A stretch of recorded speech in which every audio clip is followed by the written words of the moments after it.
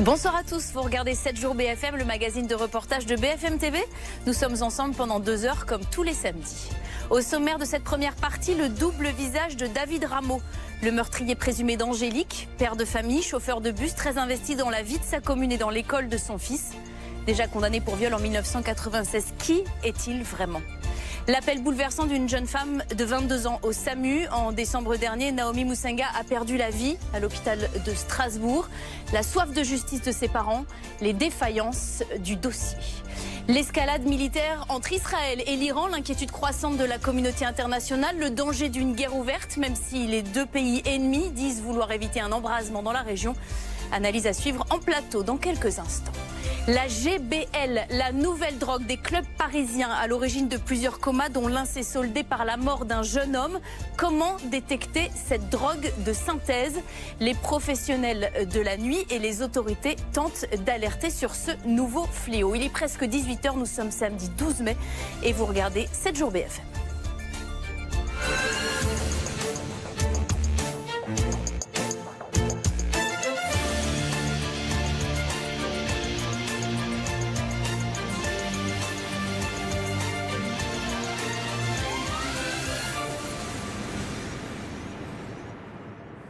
Dans un instant, le double visage de David Rameau, votre grand reportage, mais tout de suite, c'est le journal avec Céline Pitlet. Bonsoir Pauline et bonsoir à tous. À la une, donc, ce nouvel épisode de grève à la SNCF. Ça commence dès ce soir. Lundi, les syndicats appellent même à une journée sans cheminots. Fanny Regnault, vous êtes gare de Lyon pour BFM TV. Pour l'instant, la SNCF a dévoilé les prévisions pour ce soir et demain. Quel sera l'état du trafic ?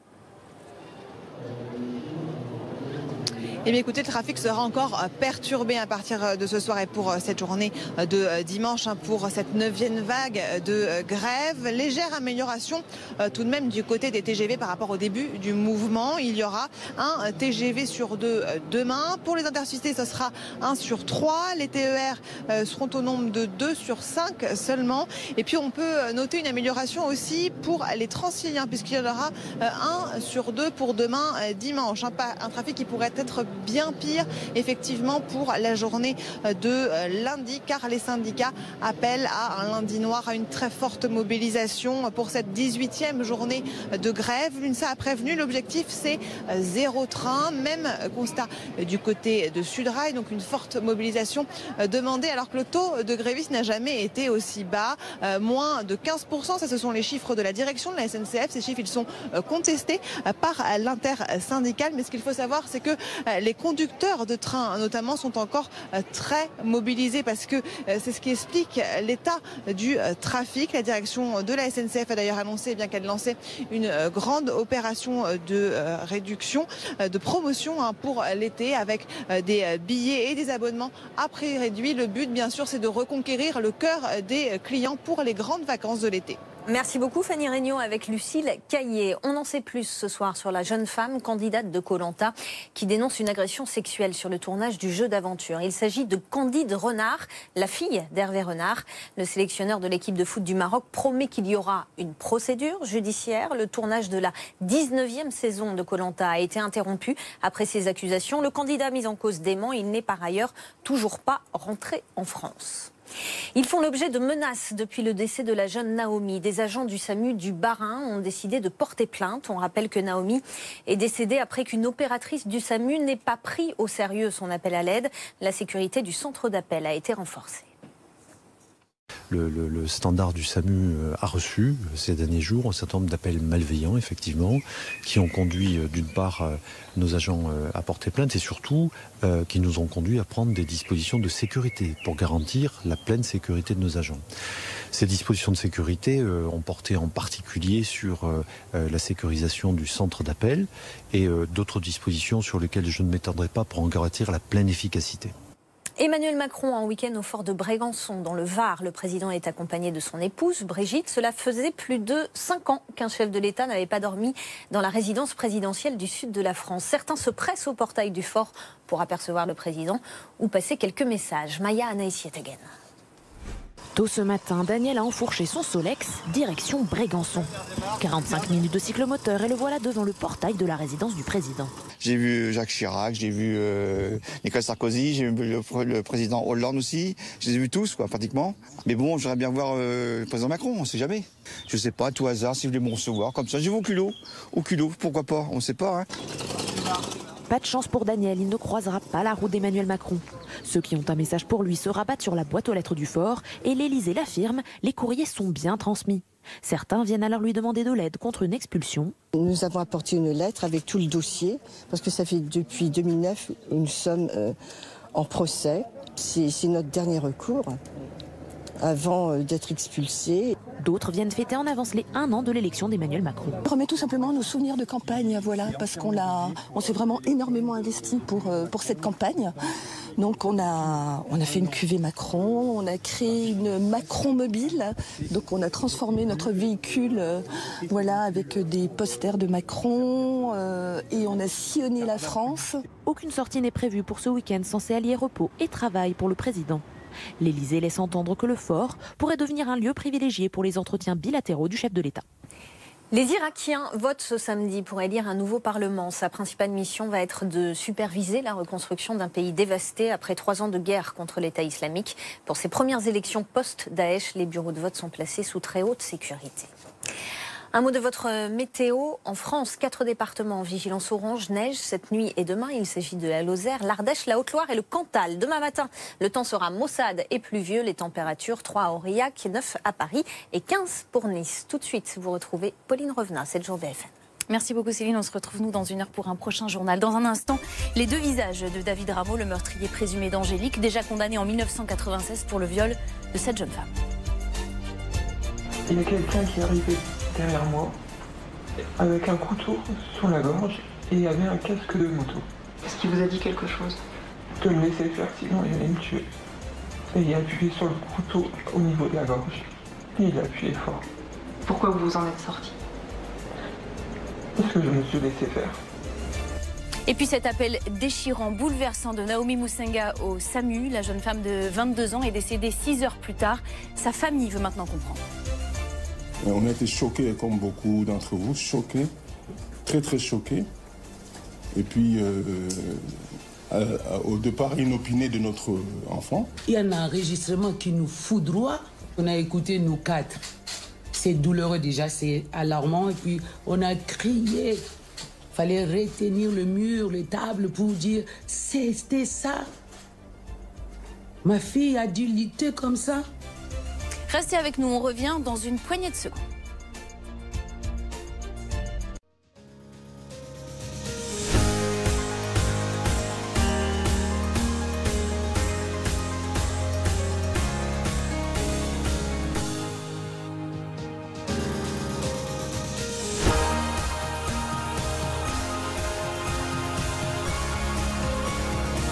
BFM TV, première sur l'info, aussi sur votre mobile.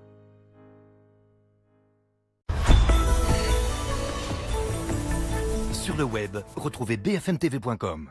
Tous les week-ends sur BFM Business, Fabrice Lundi part à la rencontre des ETI, ces entreprises de taille intermédiaire si importantes pour notre économie. Le défi ETI, l'actualité des entreprises pour la croissance, uniquement sur BFM Business. Le défi ETI avec la Banque Palatine. Accompagnement sur mesure des dirigeants et de leurs entreprises.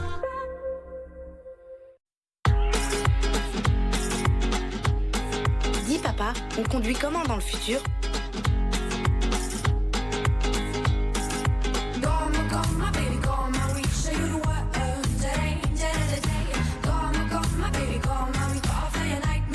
Renault Scénic, la technologie au quotidien. Découvrez Renault Scénic et ses nouvelles motorisations essence à partir de 229 € par mois avec 4 ans d'entretien et de garantie inclus. Bien dormir avec Rosana. Stretching et hydratation sont la solution. Le soir, étirez-vous bien, pieds flex, ventre rentré, pas d'excitant, dîner léger et surtout, buvez Rosana chaque heure jusqu'au coucher. Rosana est naturellement gazeuse, elle contient du magnésium et le magnésium contribue à réduire la fatigue. Mon magnésium, c'est Rosana. Il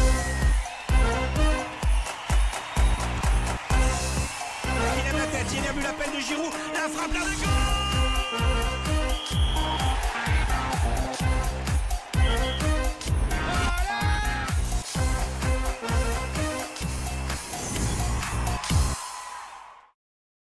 Quand on dit industrie agroalimentaire, les gens pensent élevage industriel. Et c'est pas rassurant. Pourtant, certaines grandes marques n'hésitent pas à faire appel à des éleveurs qui travaillent différemment. Comme nous. Fleury Michon, par exemple, c'est grâce à nous s'ils ont pu créer leur filière d'élevage sans antibiotiques, sans OGM. Maintenant, si vous avez toujours des doutes, venez vérifier par vous-même.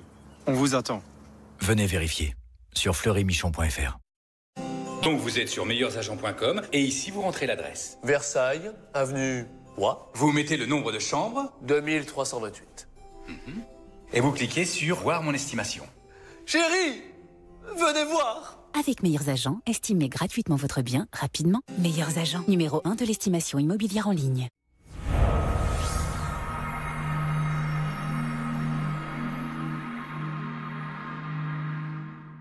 Je t'aime mon amour. Saphir orange, enthousiasme. Saphir rose, bonheur. Saphir jaune, énergie. Saphir violet, mystique. Émeraude verte, espoir. Rubis rouge, passion.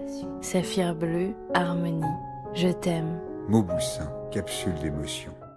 La revente facile avec Vendezvotrevoiture.fr. Vendezvotrevoiture.fr. Vendezvotrevoiture.fr. Évaluez votre voiture en ligne gratuitement et vendez-la dans une agence proche de chez vous. Vendezvotrevoiture.fr. Et quelle est la valeur de votre voiture? Vendezvotrevoiture.fr. Certaines choses ne changeront jamais. D'autres, oui. Car maintenant, avec le nouveau lave-linge Quick Drive, un cycle de lavage vous prend jusqu'à 2 fois moins de temps. Son tambour exclusif à double rotation vous permet un lavage plus rapide et sans compromis sur le soin de votre linge. Quick Drive, prenez soin de votre linge en 2 fois moins de temps. Et en ce moment, jusqu'à 400 € remboursés pour l'achat d'un lave-linge Quick Drive. Bon les gars, avec moi cette année, il y a 10 000 € de plus à gagner, soit 40 000 € au maximum. Et 4 000 € avec moi, 2 fois plus à gagner que l'année dernière. On couvre toute la surface de grattage et on n'oublie pas les ailes. Et on s'étire avant de gratter parce que j'en ai vu des pouces qui finissent sur des civières. Alors on se sort les pouces, d'accord? Pas très clair ce schéma. L'essentiel c'est de prendre du plaisir. Nouveau, maintenant avec MaxiGoal, tentez de gagner jusqu'à 40 000 € et jusqu'à 4 000 € avec Goal. Chaque jour est une chance. FDJ.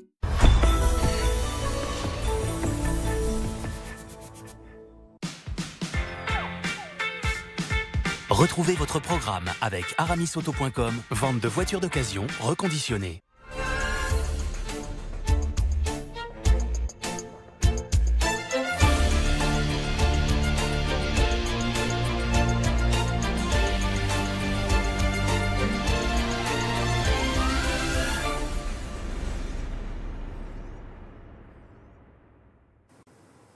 David Rameau, 45 ans, a été transféré il y a quelques jours de la prison vers un hôpital psychiatrique. C'est le meurtrier présumé d'Angélique, 12 ans, tué et violé le mois dernier dans le Nord. Alors qui est-il vraiment? Père de famille?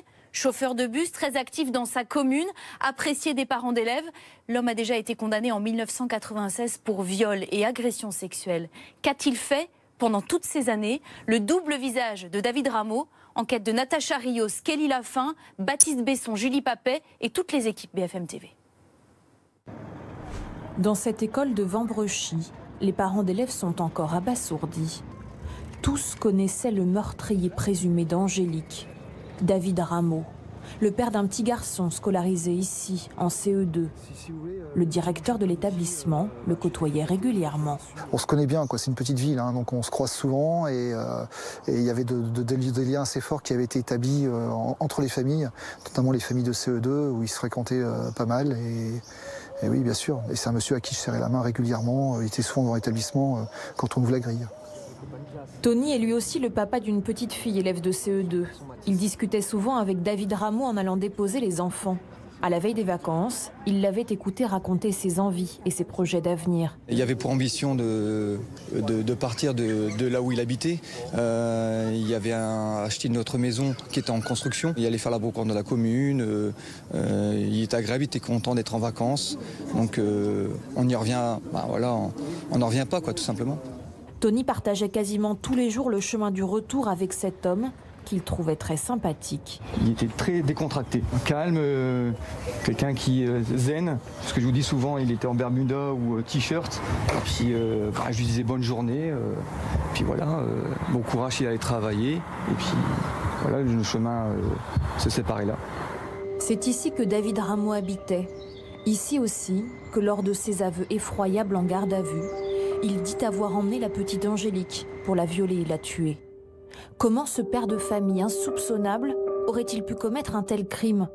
Comment a-t-il pu tromper son entourage pendant des années? Derrière son sourire, David Rameau cachait un lourd secret. Celui d'un homme de 45 ans, au passé chaotique, déjà condamné pour viol. Abandonné par sa mère, David Rameau passe une partie de son enfance auprès de son père et de sa belle-mère. À 20 ans, il habite cet appartement de la banlieue de Lille lorsque tout bascule. En janvier 1994, il vole le sac à main d'une dame et tente de l'emmener sous ce pont sans succès. Le même mois, sous la menace d'un couteau, il agresse sexuellement une femme de 40 ans. Il recommence 10 jours plus tard, là encore, même scénario. Mais le 7 janvier 1994, il va commettre un crime, le viol d'une jeune fille d'à peine 13 ans. Elle a aujourd'hui 37 ans. Elle se rappelle encore chaque détail de son calvaire. Je me souviens que je sortais du théâtre, j'avais donné un coup de main à ma mère à déménager. Et d'un coup, il y a quelqu'un qui est arrivé derrière moi avec un couteau sur la gorge et il y avait un casque de moto. Est-ce qu'il vous a dit quelque chose? De me laisser faire, sinon il allait me tuer. Et il a appuyé sur le couteau au niveau de la gorge. Et il a appuyé fort. Pourquoi vous vous en êtes sorti? Parce que je me suis laissé faire. Il a voulu faire ce qu'il voulait faire avec moi et après, il est parti. David Rameau est rapidement interpellé. À l'audience, il reconnaît avoir eu des pulsions. Il est condamné à 9 ans de prison ferme. Après 6 ans et demi derrière les barreaux, il retrouve la liberté. Il a alors 26 ans. À sa sortie, il rencontre Laetitia, 18 ans. Une histoire d'amour commence et très vite, ils se marient. Selon une amie du couple, il ne lui a pas dit toute la vérité. Elle connaissait donc une partie du passé de son époux qui était qu'il avait fait de la prison en étant jeune car il avait violé une femme, pas une enfant, dans ce qu'il lui avait dit, qu'il avait violé une femme et qu'il était sous l'influence de l'alcool avec des copains. C'était un délire débile, mais un délire de copains. Voilà, il s'était fait embarquer dans cette bêtise-là. Laetitia passe outre le passé de son époux et fonde une famille. Ils ont 2 fils. David Rameau est un père très attentionné. Je ne l'ai jamais vu en colère. Jamais vu s'énerver, jamais vu disputer ses enfants. Il s'énervait jamais. On rigolait souvent, hein. On se moquait de lui en lui disant « mais vas-y, crie un peu plus fort parce que là, tu leur fais pas peur à tes enfants. » Jamais. Le jour du meurtre, sa femme et ses enfants étaient en vacances dans le sud. Son épouse a appris ses aveux à la télévision. Toute sa vie qu'elle avait construite avec lui depuis une vingtaine d'années, c'est a volé en éclats, si vous voulez. Tout s'est dérobé sous ses pieds. Voilà. En un instant, tout ce qu'elle construit, c'était une femme normale, qui avait un travail normal, c'était un homme normal, qui avait un boulot normal, ils avaient une vie sociale, ils avaient 2 beaux enfants. Et en un instant, une fraction de seconde, rétrospectivement, elle se rend compte qu'elle a vécu avec un étranger. David Rameau a été interpellé 3 jours après les faits sur son lieu de travail. Chauffeur de bus pour la compagnie Transpol, il a continué à se rendre au dépôt sans éveiller les soupçons. Nous avons réussi à joindre un de ses collègues avec qui il a bu un café le lendemain du meurtre. Je l'avais croisé jeudi, où il me paraissait comme d'habitude. C'était quelqu'un de discret chez nous, au demeurant très sympathique, qui faisait pas de vagues, on n'entendait pas parler de lui. Pas d'examen de casier judiciaire pour intégrer l'entreprise. David Rameau avait pu facilement décrocher ce travail 4 ans plus tôt. Il menait une vie bien rangée à Vambrechy. Karine l'a côtoyé au sein de l'association de parents d'élèves. Elle se souvient d'un homme très impliqué dans la vie scolaire. Le papa était toujours là. S'il fallait tenir un barbecue lors d'une kermesse, il était là. S'il fallait mettre des barrières, il était là. S'il fallait aider en quoi que ce soit, il était là, tout au même titre que mon mari. Donc oui, c'était même pas réservé, même pas serviable, agréable. Elle comprend pourquoi Angélique aurait facilement suivi son agresseur. On peut se dire que voilà, elle avait 13 ans, elle était naïve, elle y est allée, mais non. Parce que je vous jure que ma fille de 16 ans, quand elle l'a su, sa première phrase, ça a été « Mais maman, j'y serais allée aussi ». Et je peux vous dire que moi, du haut de mes 38 ans, j'y serais allée aussi. Il y a une facette de lui qu'on n'a jamais vue, donc qu'on a même encore du mal à le croire aujourd'hui. C'est ce qui est d'autant plus dur de se mettre à détester quelqu'un qu'on a apprécié. Un homme au double visage. Devant les enquêteurs, David Rameau a livré sans détour le déroulé du meurtre, les sévices infligés à Angélique et le lieu exact où il a abandonné son corps. Son avocat lui a rendu visite en prison. Il décrit un détenu effondré et hagard. C'est pas un monstre froid que j'ai rencontré, c'est un homme perdu qui a commis l'irréparable. Pour reprendre ses termes précisément, il a dit « Je ne sais pas comment j'ai pu en arriver là ». Depuis sa sortie de prison en 2000, il n'avait pas d'obligation de soins. Angélique est-elle la seule victime? La PJ de Lille va passer en revue toutes les agressions et les disparitions non élucidées pour voir si David Rameau peut être impliqué. Un drame et beaucoup de questions à présent. C'est un appel téléphonique bouleversant entre Naomi Moussenga, 22 ans, qui se plaint de douleurs au ventre, et une opératrice du SAMU. 6 heures plus tard, la jeune femme meurt à l'hôpital de Strasbourg. C'était en décembre dernier. Combien de dysfonctionnements? Pourquoi ne l'apprend-on que maintenant? Quelle chaîne de responsabilité? Sa famille réclame justice. Naomi, les failles du SAMU, Émeric Barraud, Laura Bleuzen et toutes les équipes de BFM TV. Nous sommes le 29 décembre en fin de matinée. Naomi Moussenga est chez elle. Cette jeune maman se plaint de douleurs au ventre et appelle les pompiers qui transfèrent son appel au SAMU. D'une voix épuisée, Naomi Moussenga s'adresse à l'assistante de régulation du SAMU. Aidez-moi, madame. Oui, qu'est-ce qui se passe? Qu'est-ce qui se passe? Madame, j'ai très mal. Oui, bah vous appelez un médecin, hein? D'accord. Voilà, vous appelez SOS médecin. Je peux pas. Vous pouvez pas? Ah non, vous pouvez appeler les pompiers, mais vous pouvez pas. Oui, vous allez mourir, certainement un jour, comme tout le monde. Il me fait mal partout. Oui, bah vous appelez SOS médecin au 03 88 75 75 75. Voilà, ça je peux pas le faire à votre place. Qu'un médecin vous voit, ou sinon vous appelez votre médecin traitant. D'accord? À bout de force, Naomi Moussenga parvient ensuite à appeler SOS médecin. Elle finit par être prise en charge et emmenée dans cet hôpital de Strasbourg. Après 2 arrêts cardiaques, la jeune femme de 22 ans décède le jour même à 17h30, soit 6h30 après son appel au SAMU. Sa famille est révoltée. On a été choqués, comme beaucoup d'entre vous, choqués, très très choqués. Et puis, au départ inopiné de notre enfant, c'était les premiers chocs. Et puis, après avoir réceptionné, n'est-ce pas, ce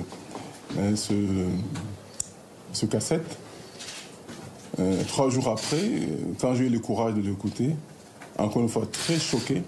Il y a un enregistrement qui nous foudroie. On a écouté nous 4. C'est douloureux déjà, c'est alarmant. Et puis on a crié. Il fallait retenir le mur, les tables pour dire c'était ça. Ma fille a dû lutter comme ça. Une enquête administrative a été ouverte par l'hôpital de Strasbourg, ainsi qu'une enquête préliminaire pour non-assistance à personne en péril.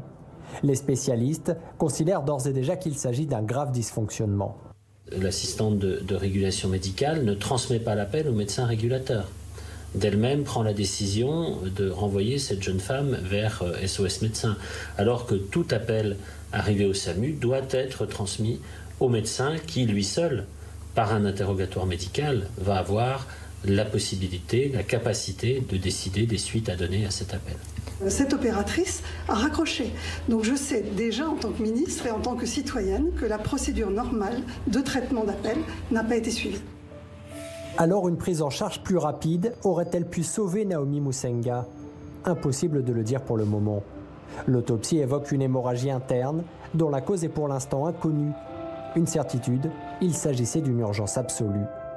La famille de Naomi Moussenga réclame que toute la lumière soit faite sur sa mort. Que justice soit faite. Voilà. C'est cela notre première préoccupation. Nous voulons savoir pourquoi elle est morte. parce qu'elle est en bonne santé. J'étais avec Naomi mercredi. J'ai dit on ne s'est pas vu, on m'appelle vendredi, Naomi est décédée pour moi. J'ai du mal, Je ne peux même pas comprendre pourquoi elle peut partir si jeune. À 22 ans, elle a laissé une fille de 18 mois. Qu'est-ce qu'on va dire à cette petite fille? Qu'est-ce qu'on va dire?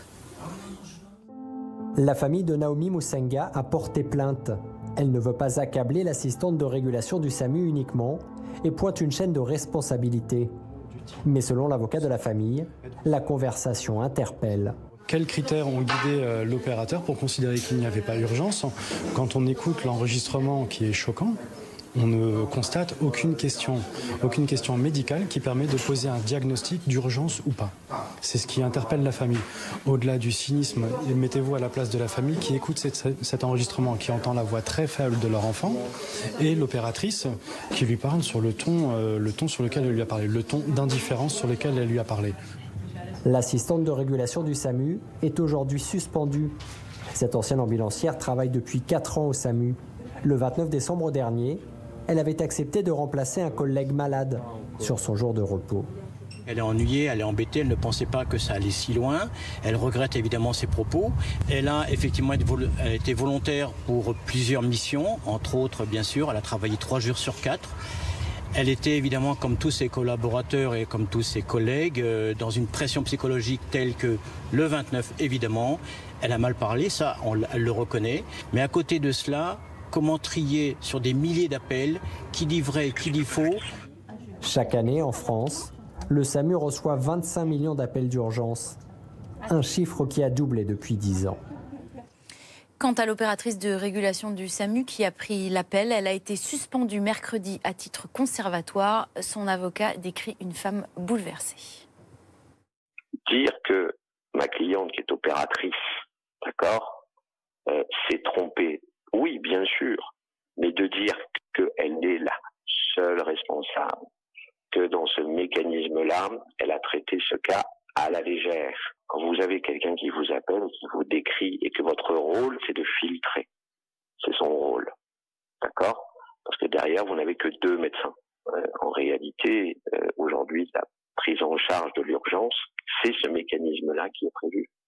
Que la tonalité, ça véritablement, que la tonalité peut choquer, ce qui peut parfaitement se comprendre.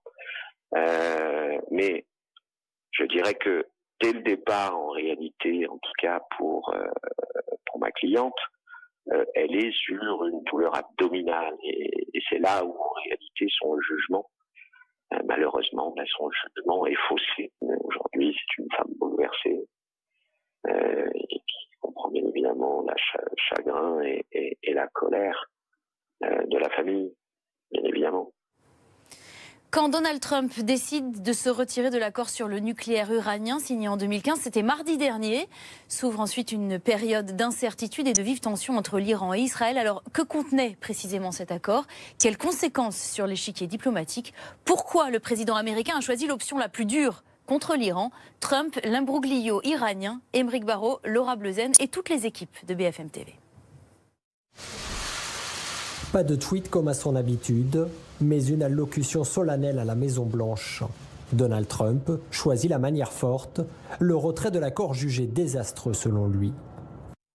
In a few moments, I will sign a presidential memorandum to begin reinstating U.S. nuclear sanctions on the Iranian regime. We will be instituting the highest level of economic sanction. Réaction immédiate des Européens. La France, l'Allemagne et la Grande-Bretagne font part de leurs regrets et assurent travailler collectivement à un accord plus large.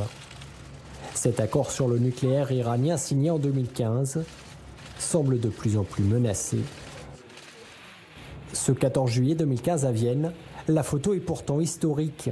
Après 12 longues années d'âpres négociations, la communauté internationale vient de trouver un accord avec l'Iran sur son programme nucléaire. Today could have been the end of hope on this issue, but now we are starting a new chapter of hope. Concrètement, le pays renonce à devenir une puissance nucléaire, interdiction d'enrichir de l'uranium pendant 15 ans et obligation de renforcer les inspections de l'Agence internationale à l'énergie atomique jusqu'en 2040. En échange, les grandes puissances s'engagent à lever progressivement les sanctions économiques qui pèsent sur le pays depuis 10 ans. Un accord ambitieux dont se félicite alors le président américain. Because of this deal, the international community will be able to verify that the Islamic Republic of Iran will not develop a nuclear weapon. Négocier avec l'Iran, un tournant pour les États-Unis. Car depuis la révolution islamique de 1979, les relations diplomatiques sont rompues entre les deux pays. Pour Téhéran, l'Amérique représente le grand Satan. Pour les États-Unis, l'Iran est devenu un pays ennemi. Il faut se souvenir des 444 jours de prise d'otages des diplomates américains dans leur propre ambassade. C'était un camouflet pour la grande Amérique à la face du monde. Et la révolution iranienne était pour tous les Américains un signe d'affaiblissement, d'humiliation à la face du monde. Et donc, en quelque sorte, lorsque Barack Obama va au bout de cet accord de 2015, c'est une manière de fermer cette page de l'histoire. Mais cette ouverture dans la politique étrangère américaine n'est pas du tout du goût de Donald Trump. Pendant toute sa campagne, le candidat républicain affirme son opposition à l'accord nucléaire iranien et promet d'en sortir. I've been doing deals for a long time. I've been making lots of wonderful deals, great deals. That's what I do. Never, ever, ever in my life have I seen any transaction so incompetently negotiated as our deal with Iran. Une fois à la Maison-Blanche, ce message est martelé. Même si l'Iran respecte ses engagements, d'après les observateurs internationaux, le nouveau président ne dévie pas de sa ligne. Question de principe. The Iran deal was one of the worst and most one-sided transactions. Frankly, that deal is an embarrassment to the United States. It's insane, it's ridiculous, it should have never been made. Pour Donald Trump, ce n'est pas seulement l'accord iranien qui ne va pas, c'est tous les accords qu'il faut redéfinir. Donc il y a une position de principe, une position théorique. Tout ce qui a été négocié avant moi, Donald Trump, futur président, devra être négocié parce que ça a été négocié contre les États-Unis. C'est une position de principe qui ne va pas au fond des accords, ne regarde pas le détail de chacun des accords. C'est vraiment une position philosophique. Si Donald Trump se montre inflexible, c'est aussi pour rassurer son meilleur allié, Israël. Le Premier ministre israélien en est persuadé, comme il l'affirmait récemment, l'Iran mènerait un programme nucléaire secret.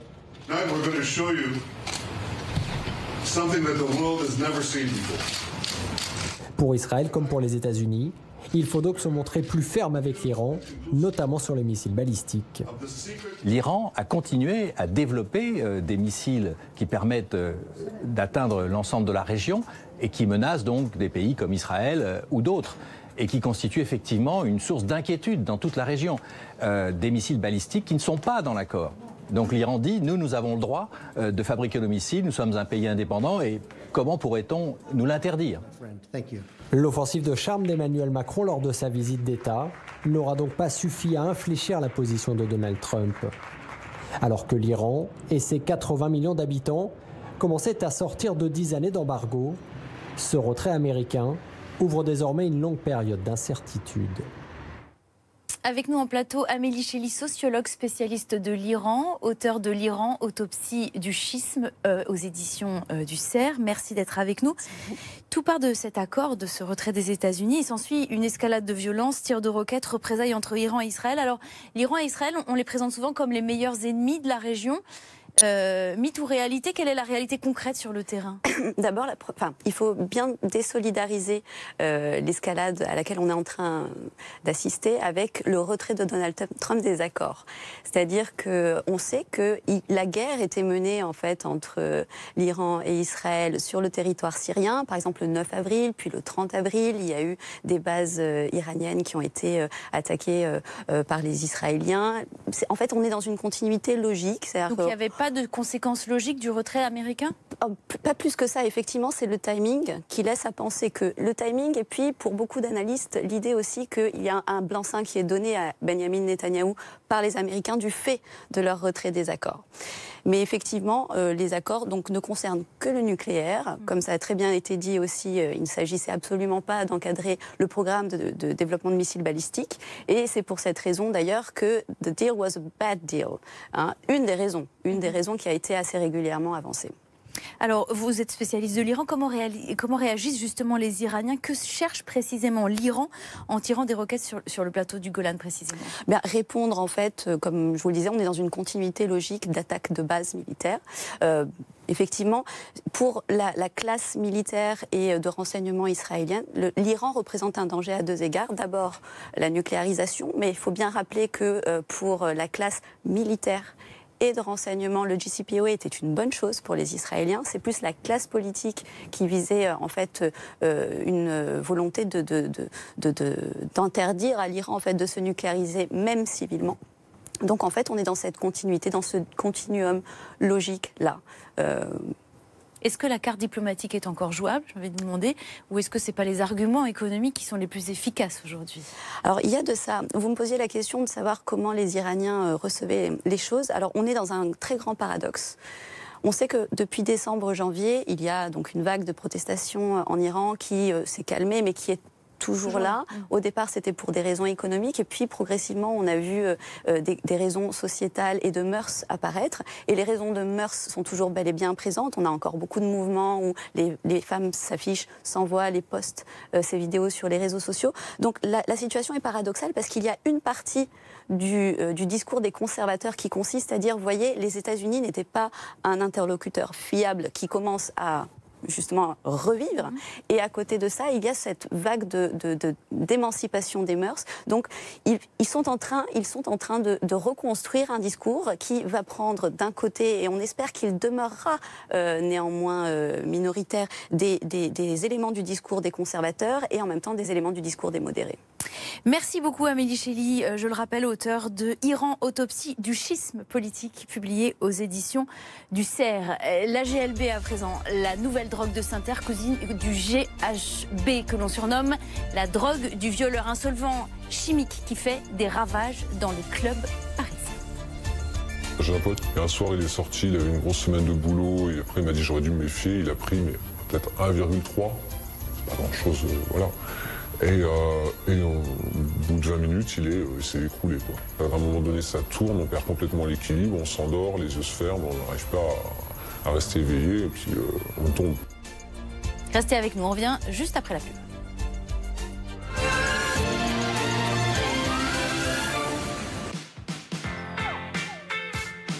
Retrouvez votre programme avec aramisauto.com, vente de voitures d'occasion reconditionnées.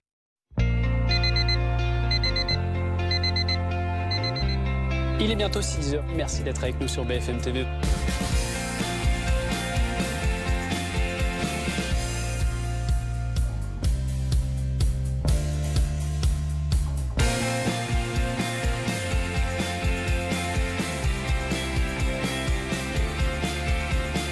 BFM TV, première sur l'info. Retrouvez l'appli BFM TV sur votre mobile. I never thought I found love again. All these feelings never end. I never thought I found love again. Just another day. You got time to play. Keep my motor on till the job is done.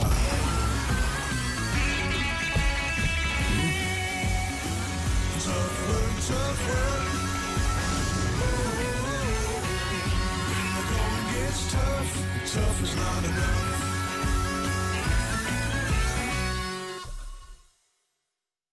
Avec ce puissant moteur numérique, une nouvelle ère commence. Ce n'est certainement pas un appareil d'appoint. Le Dyson Cyclone V10 devient maintenant votre aspirateur principal. Tellement puissant que nous avons arrêté de développer des aspirateurs avec fil.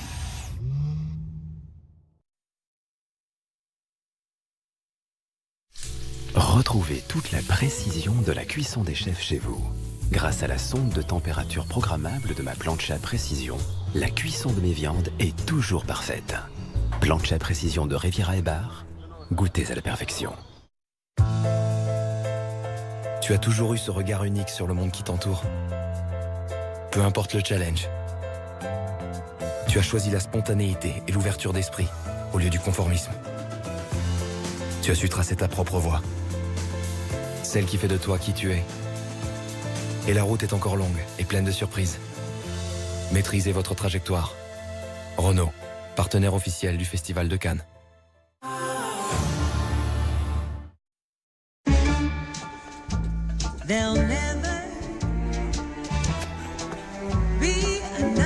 Votre maman est unique. Célébrez-la. Pour la fête des mères, le bracelet édition limitée offert dès 129 € d'achat. Pandora.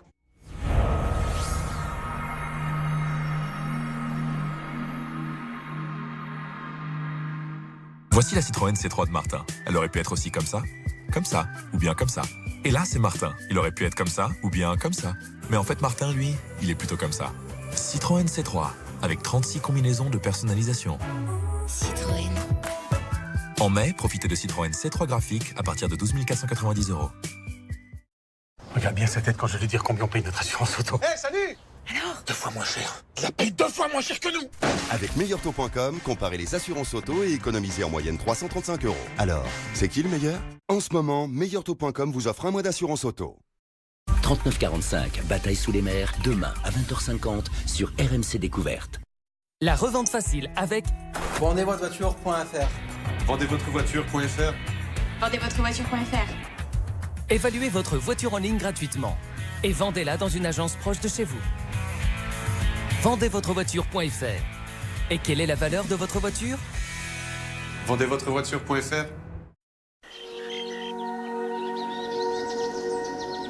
Comme ça, elle respirera mieux.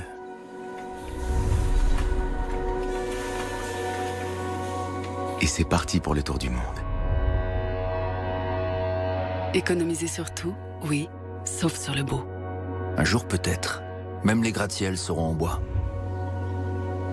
Moi, je préfère les jeux qui sont de la forêt. Pour moi, c'est le bois.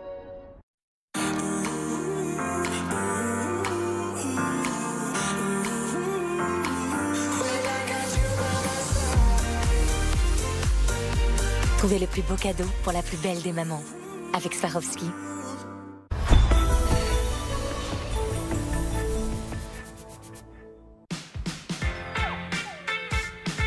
Retrouvez votre programme avec aramisauto.com, vente de voitures d'occasion reconditionnées.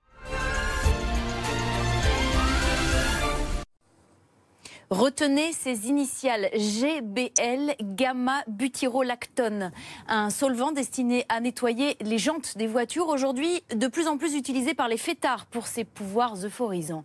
Cette drogue, cousine du GHB, inquiète les autorités et les professionnels du monde de la nuit. Depuis le début de l'année, 10 comas, dont un mortel, ont été recensés dans les clubs de la capitale. GBL, le fléau de la nuit, une enquête signée Arnaud Fora avec Sophie Herbet. Maxime a 27 ans, c'est à visage caché qu'il accepte de témoigner. Cela fait 1 an et demi qu'il consomme de la GBL presque chaque semaine, une substance chimique qu'il a découverte sur les conseils d'un ami. Voilà le flacon. Donc oui, il est un petit peu rongé par l'acidité du produit, puisque à la base c'est un détergent qui sert à nettoyer des jantes de roues. Une fois ingéré, ce produit industriel se transforme dans l'organisme en GHB, plus connu sous le nom de la drogue du violeur. Aujourd'hui, il est utilisé par les fêtards dans les clubs et discothèques pour son pouvoir euphorisant.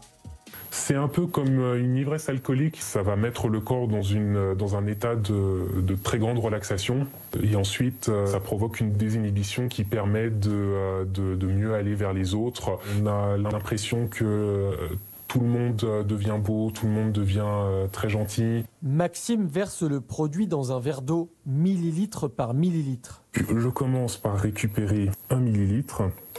Car la moindre surdose peut provoquer des comas graves. Pire, mélangé avec l'alcool, le produit peut s'avérer mortel. En quelques mois, c'est une série noire qui s'est abattue sur les nuits parisiennes, particulièrement chez les 17-25 ans. Depuis décembre 2017, 10 cas d'overdose ont été recensés dans 3 établissements différents.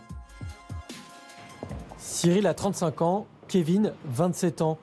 Amateurs de sortie, ils ont plusieurs fois consommé de la GBL. Conscients des risques, ils ont déjà été témoins de comas provoqués par ce produit, même pris à petite dose. Moi j'ai un pote, et un soir il est sorti, il avait une grosse semaine de boulot, et après il m'a dit j'aurais dû me méfier, il a pris mais peut-être 1,3, c'est pas grand chose, voilà. Et au bout de 20 minutes, il s'est écroulé, quoi. À un moment donné ça tourne, on perd complètement l'équilibre, on s'endort, les yeux se ferment, on n'arrive pas à rester éveillé, et puis on tombe.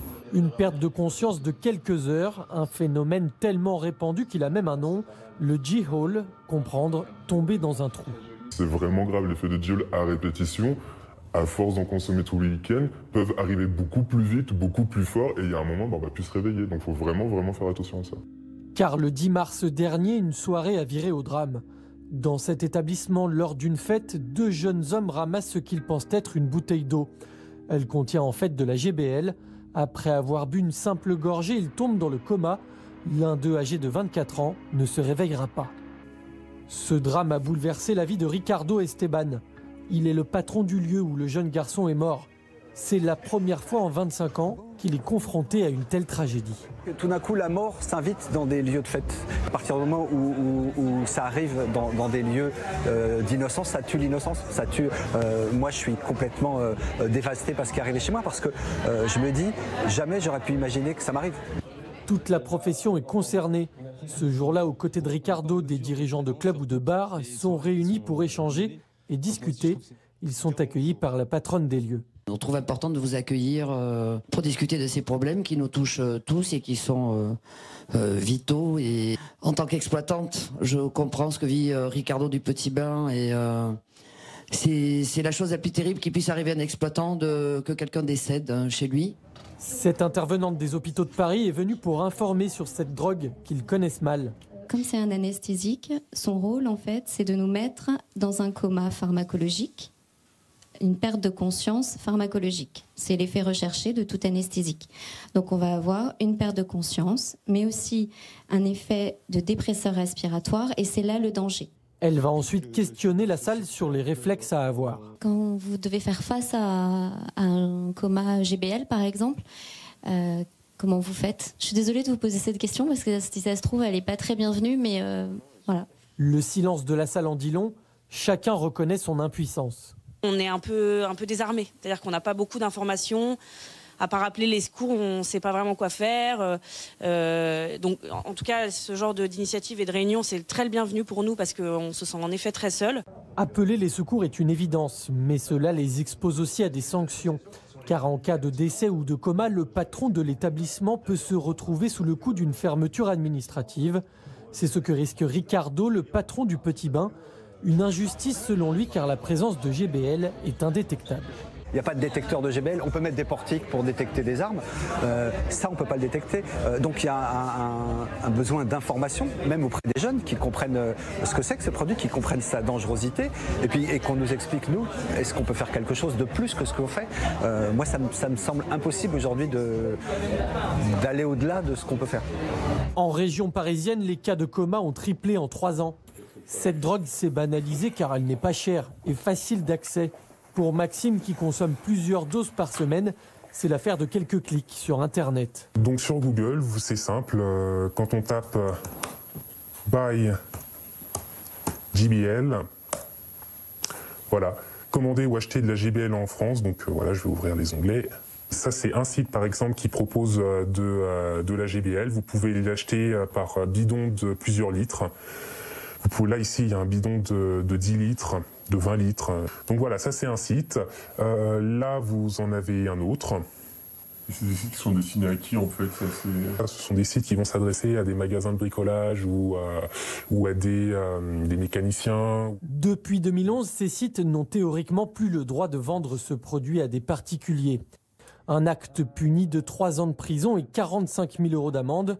Dans les faits, les acheteurs arrivent à s'en procurer sans risque. La GBL, elle, en fait, est est un produit qui n'est pas sur la liste des stupéfiants, donc on peut en acheter de façon parfaitement légale sur Internet. Vous pouvez l'acheter par carte bleue ou par virement bancaire, c'est en fonction du site. Le tout directement livré à domicile. Le prix du produit est quant à lui bien inférieur à d'autres stupéfiants. Il y en a 100 millilitres, donc ça fait entre 50 et 100 prises et ça coûte 29,95 €. La GBL est devenue un problème de santé publique. Alors les hôpitaux ont dû s'adapter au phénomène. Hervé Gourlin est toxicologue. C'est dans son laboratoire que sont réalisées les analyses toxicologiques pour les patients qui présentent des symptômes potentiellement liés à une prise de GBL. On fait à peu près 40 à 50 dosages mensuels. Ce qui est, par rapport par exemple à l'année précédente, on a doublé le nombre de dosages. Et là, ce dernier mois, ça a encore augmenté. Pour traiter toutes ces demandes, les analyses autour de la GBL sont désormais réalisables 24 heures sur 24 depuis un mois. Une première en France. Et dans ces dosages, Hervé Gourlin constate des concentrations de plus en plus élevées. Ce qui me tracasse, c'est que les gens font de plus en plus en limite d'utilisation de ces produits, en limite dangereuse et létale. Donc il y a une utilisation de plus en plus borderline. Et les risques ne se limitent pas simplement au coma. L'usage répété de la GBL pourrait également entraîner une dépendance. Les personnes qui utilisent le GHB ou le GBL veulent toujours avoir des sensations plus hautes que la fois précédente. Donc ils vont augmenter les doses. C'est pour ça que le risque est à la fois dangereux dans l'immédiat, mais est dangereux dans l'addiction. La préfecture de police de Paris parle aujourd'hui d'une évolution inquiétante, allant jusqu'à craindre une centaine de comas d'ici la fin de l'année. Des coups de gueule, un conflit social qui n'en finit plus, un président qui commémore et un appel à l'aide qui glace le sang. C'est le 7 jours sur BFM, compilé par Lisa Adef.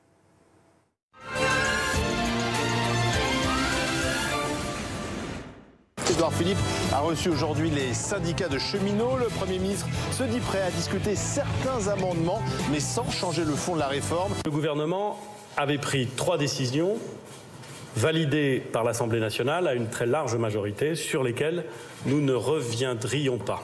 Je veux être très clair sur la fermeté que j'ai exprimée et que j'assume pleinement. Malheureusement, on a un peu le sentiment d'avoir certes une heure d'échange, mais une heure d'échange pour nous expliquer on ne touchera à rien et quoi qu'il arrive, nous aboutirons à la destruction du statut des hommes et des femmes qui travaillent aujourd'hui à la SNCF.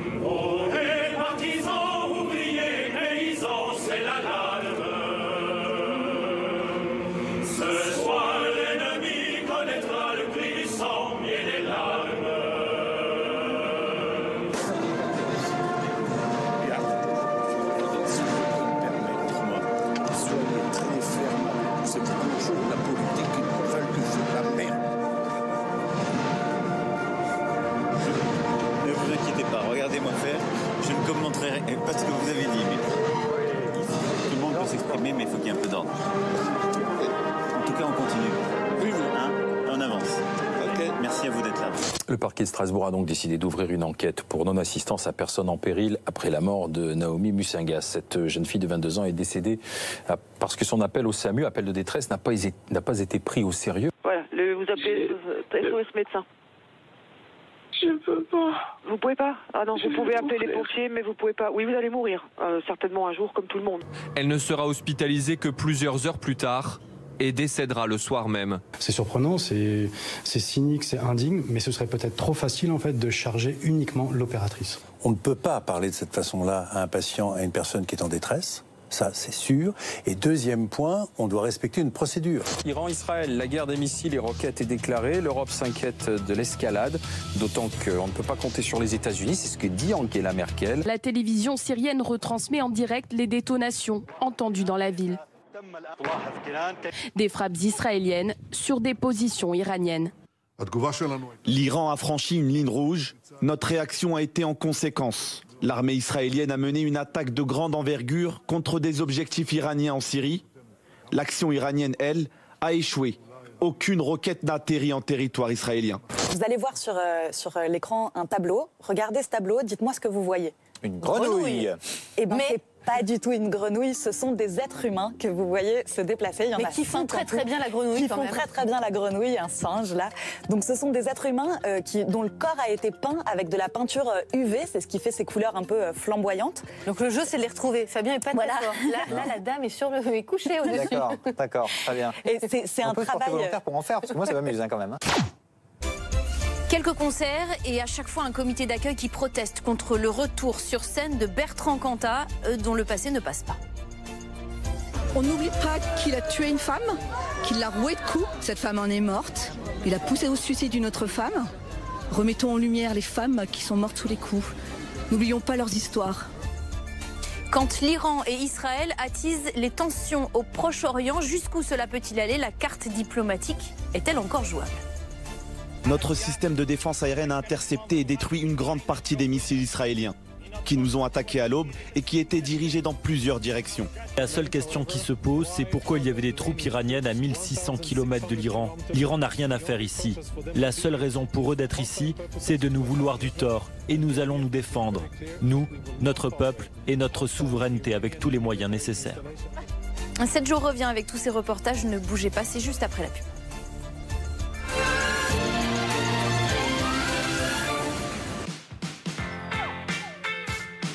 Retrouvez votre programme avec aramisauto.com, vente de voitures d'occasion reconditionnées. Retrouvez l'appli BFM TV sur votre tablette. Nous sommes en ville. Nous sommes à la campagne. Nous travaillons. Nous profitons.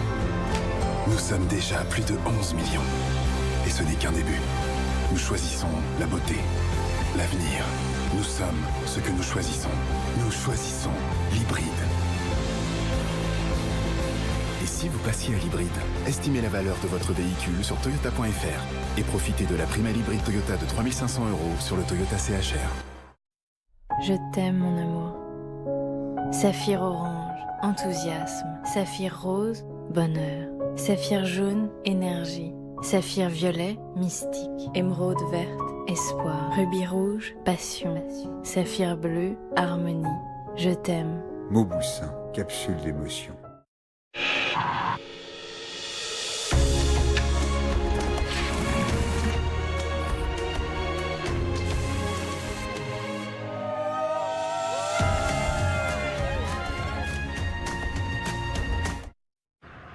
Avec Zoé, roulez en liberté. Libre de vivre les sensations de la conduite électrique, de goûter à des expériences inédites. Libre de pouvoir recharger simplement, chez vous ou ailleurs. Libre d'écouter la mer, la route ou juste le silence. Renault Zoé, la meilleure autonomie de sa catégorie. Renault Zoé, à partir de 129 € par mois, prix et son installation incluse. La revente facile avec Vendezvotrevoiture.fr. Vendezvotrevoiture.fr. Vendezvotrevoiture.fr. Évaluez votre voiture en ligne gratuitement et vendez-la dans une agence proche de chez vous. Vendezvotrevoiture.fr. Et quelle est la valeur de votre voiture? Vendezvotrevoiture.fr.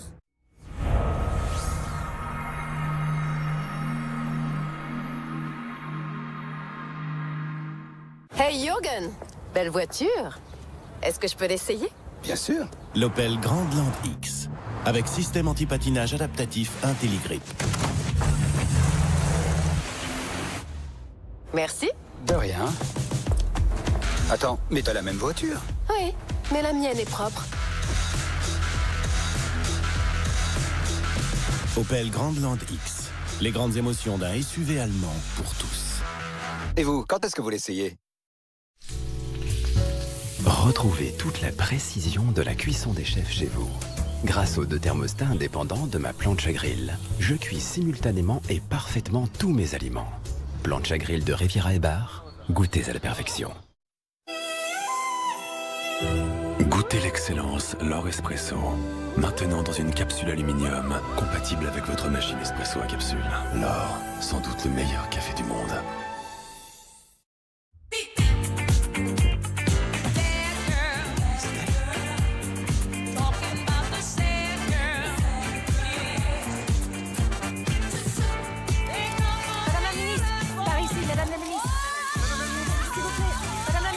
Scandale, le nouveau parfum féminin de Jean-Paul Gaultier.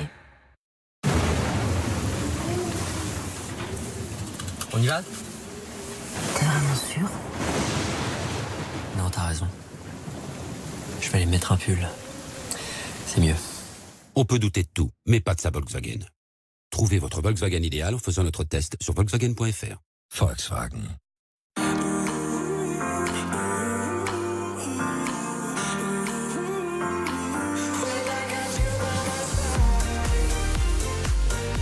Trouvez les plus beaux cadeaux pour la plus belle des mamans avec Swarovski.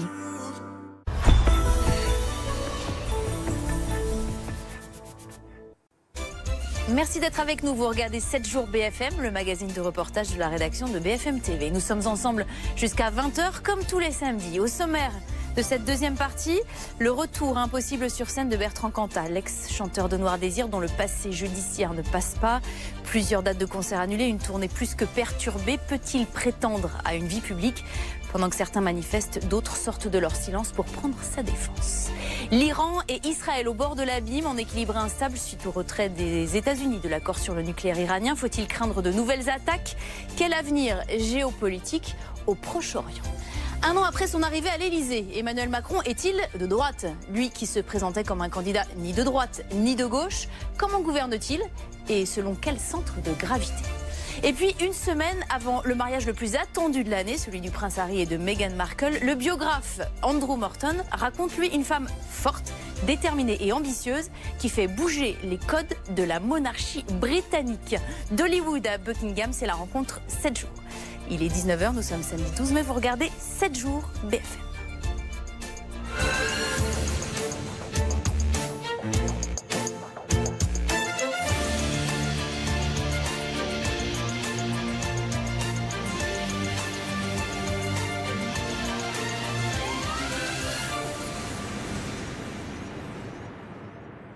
Dans un instant, quant à l'impossible retour, votre grand reportage, mais tout de suite, c'est le journal avec vous, Céline Pitlet. Et bonsoir à tous. Ce nouvel épisode de grève à la SNCF, ça commence ce soir, ça va se poursuivre demain. Et lundi, les syndicats appellent à une journée sans cheminots. Quels sont les trains qui roulent? Quels sont ceux qui vont rester à quai? Les prévisions de trafic avec Fanny Regnault. Eh bien écoutez, le trafic sera encore perturbé à partir de ce soir et pour cette journée de dimanche, pour cette 9e vague de grève. Légère amélioration tout de même du côté des TGV par rapport au début du mouvement. Il y aura un TGV sur 2 demain. Pour les intercités, ce sera 1 sur 3. Les TER seront au nombre de 2 sur 5 seulement. Et puis on peut noter une amélioration aussi pour les Transiliens, puisqu'il y en aura 1 sur 2 pour demain dimanche. Un trafic qui pourrait être bien pire effectivement pour la journée de lundi, car les syndicats appellent à un lundi noir, à une très forte mobilisation pour cette 18e journée de grève. L'UNSA a prévenu, l'objectif c'est 0 train, même constat du côté de Sudrail, donc une forte mobilisation demandée alors que le taux de grévistes n'a jamais été aussi bas, moins de 15%, ça ce sont les chiffres de la direction de la SNCF. Ces chiffres ils sont contestés par l'intersyndicale, mais ce qu'il faut savoir c'est que les conducteurs de train notamment sont encore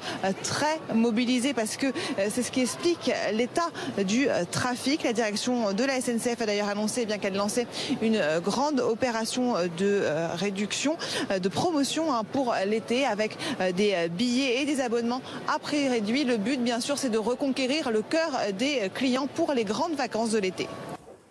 On en sait plus ce soir sur la jeune femme candidate de Koh-Lanta qui dénonce une agression sexuelle sur le tournage du jeu d'aventure. Il s'agit de Candide Renard, la fille d'Hervé Renard. Selon Le Parisien, le sélectionneur de l'équipe de foot du Maroc promet qu'il y aura une procédure judiciaire. Et puis information BFM TV, un 3e candidat était présent au moment des faits qui se sont déroulés la nuit. Il dormait à proximité de Candide Renard et du candidat accusé d'agression sexuelle. Le mis en cause dément les faits. Il n'est toujours pas rentré en France.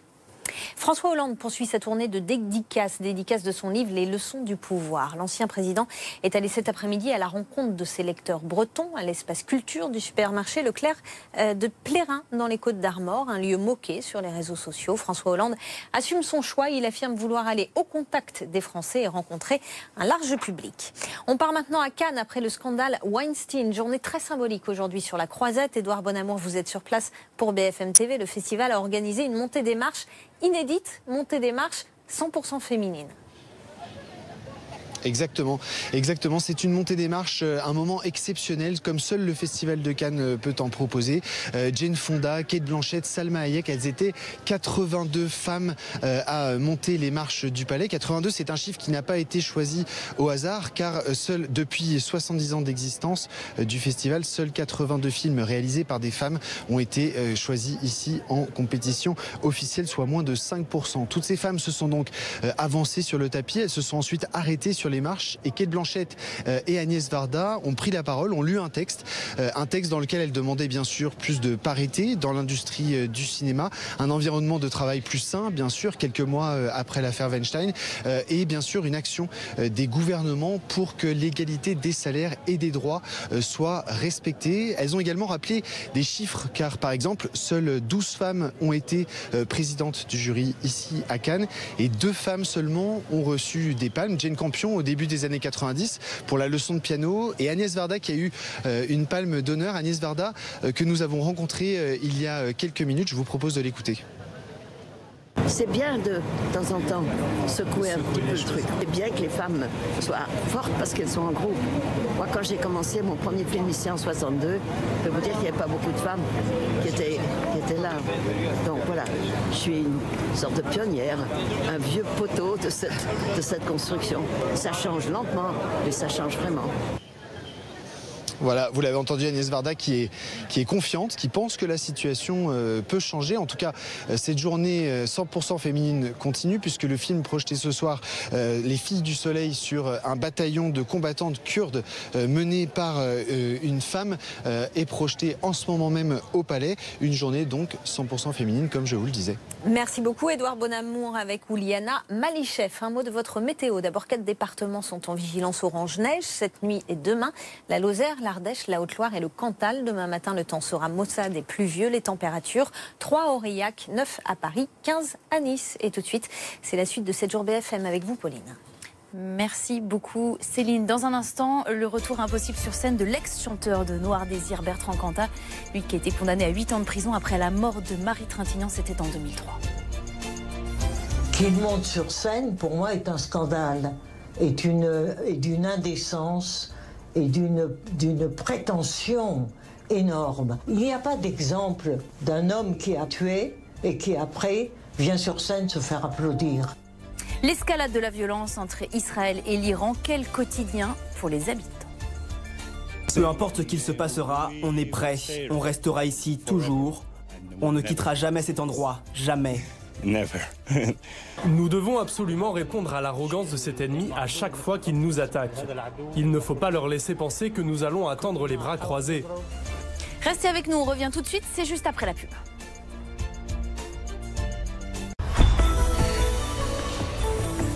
Retrouvez l'appli BFM TV sur votre tablette. Événement. Toutes les semaines sur BFM Business, Nicolas Dose présente BFM Academy, le premier concours de créateurs d'entreprise. Le 25 juin, il n'en restera qu'un. Envie de créer votre entreprise? Suivez BFM Academy avec le Crédit Agricole. Toute une banque pour vous.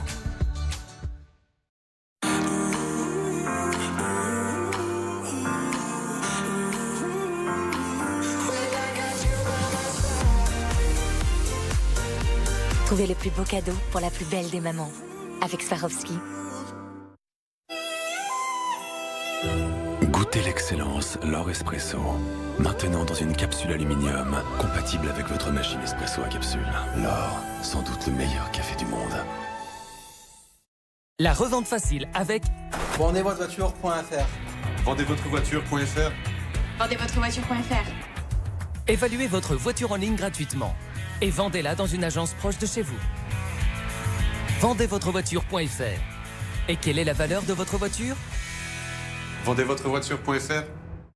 Mincir efficacement devient un plaisir. Nouveau Somatoline Cosmétique 7 nuits gel frais. Se masse facilement et laisse une agréable sensation sur la peau. Pour mincir jusqu'à 1,6 cm en 7 nuits, nouveau 7 nuits gel frais. Somatoline Cosmétique, ça fonctionne.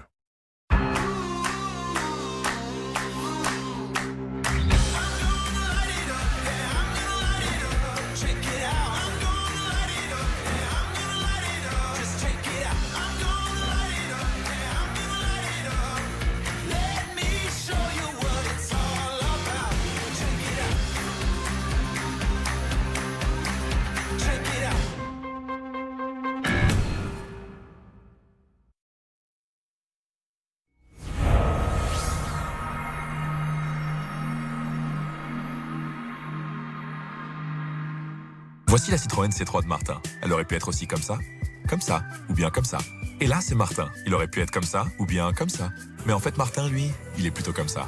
Citroën C3, avec 36 combinaisons de personnalisation. Citroën. En mai, profitez de Citroën C3 graphique à partir de 12 490 €. Je ne me suis jamais sentie aussi bien. J'ai perdu 11 kilos en 3 mois. Mon secret, c'est la liberté. Et j'ai même la liberté de me faire plaisir. Weight Watchers Liberté. Plus besoin de tout compter. Nouvelle appli. Déjà plus de 300 000 personnes l'ont choisi. Et vous, vite, démarrez à 0 €. Je t'aime, mon amour. Où es-tu? Saphir orange, enthousiasme. Saphir rose, bonheur. Saphir jaune, énergie. Saphir violet, mystique. Émeraude verte, espoir. Rubis rouge, passion. Saphir bleu, harmonie. Je t'aime, mon amour. Mauboussin, capsule d'émotion. Depuis plus de 30 ans, pour créer des cafés d'exception, nous rêvons toujours de perfection.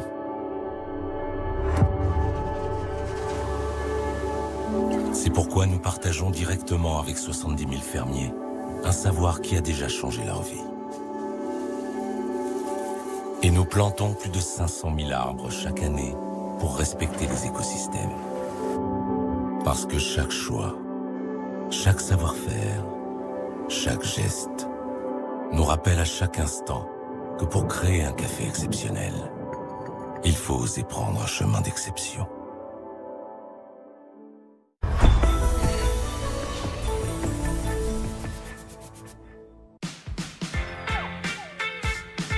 Retrouvez votre programme avec aramisauto.com, vente de voitures d'occasion reconditionnées.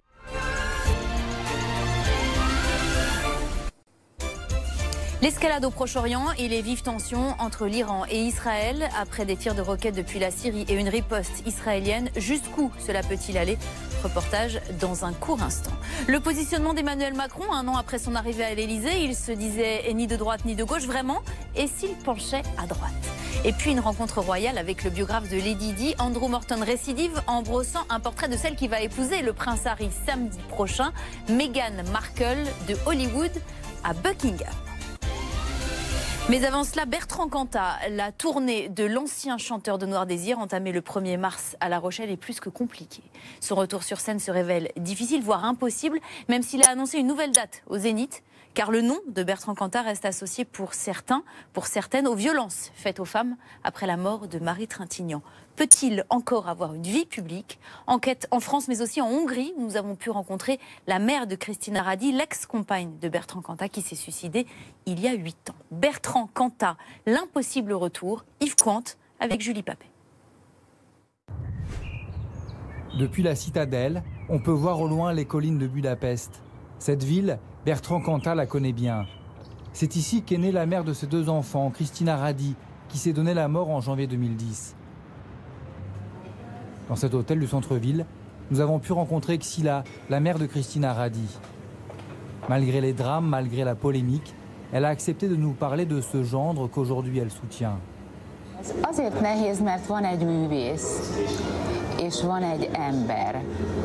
C'est un homme, mais c'est d'abord un artiste. C'est dans ses gènes, c'est grâce à ses parents. Et c'est un homme qui aime ses enfants. Il s'en occupe aussi bien qu'un homme pourrait le faire. C'est très difficile pour lui, très difficile.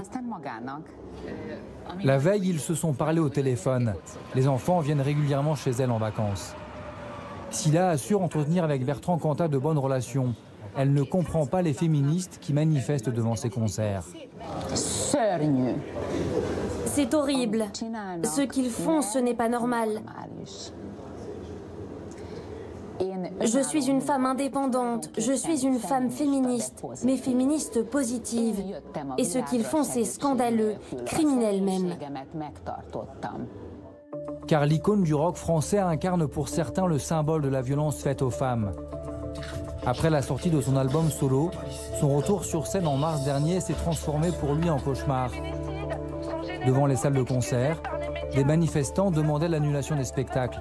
Et à chaque fois, sur les pancartes, 2 visages, ceux de Christina Radi et de Marie Trintignant. On n'oublie pas qu'il a tué une femme, qu'il l'a rouée de coups. Cette femme en est morte. Il a poussé au suicide une autre femme. Remettons en lumière les femmes qui sont mortes sous les coups. N'oublions pas leurs histoires. 2 drames qui ressurgissent à chaque retour public du chanteur. 2 morts prématurées qui posent l'éternelle question à propos de Bertrand Cantat.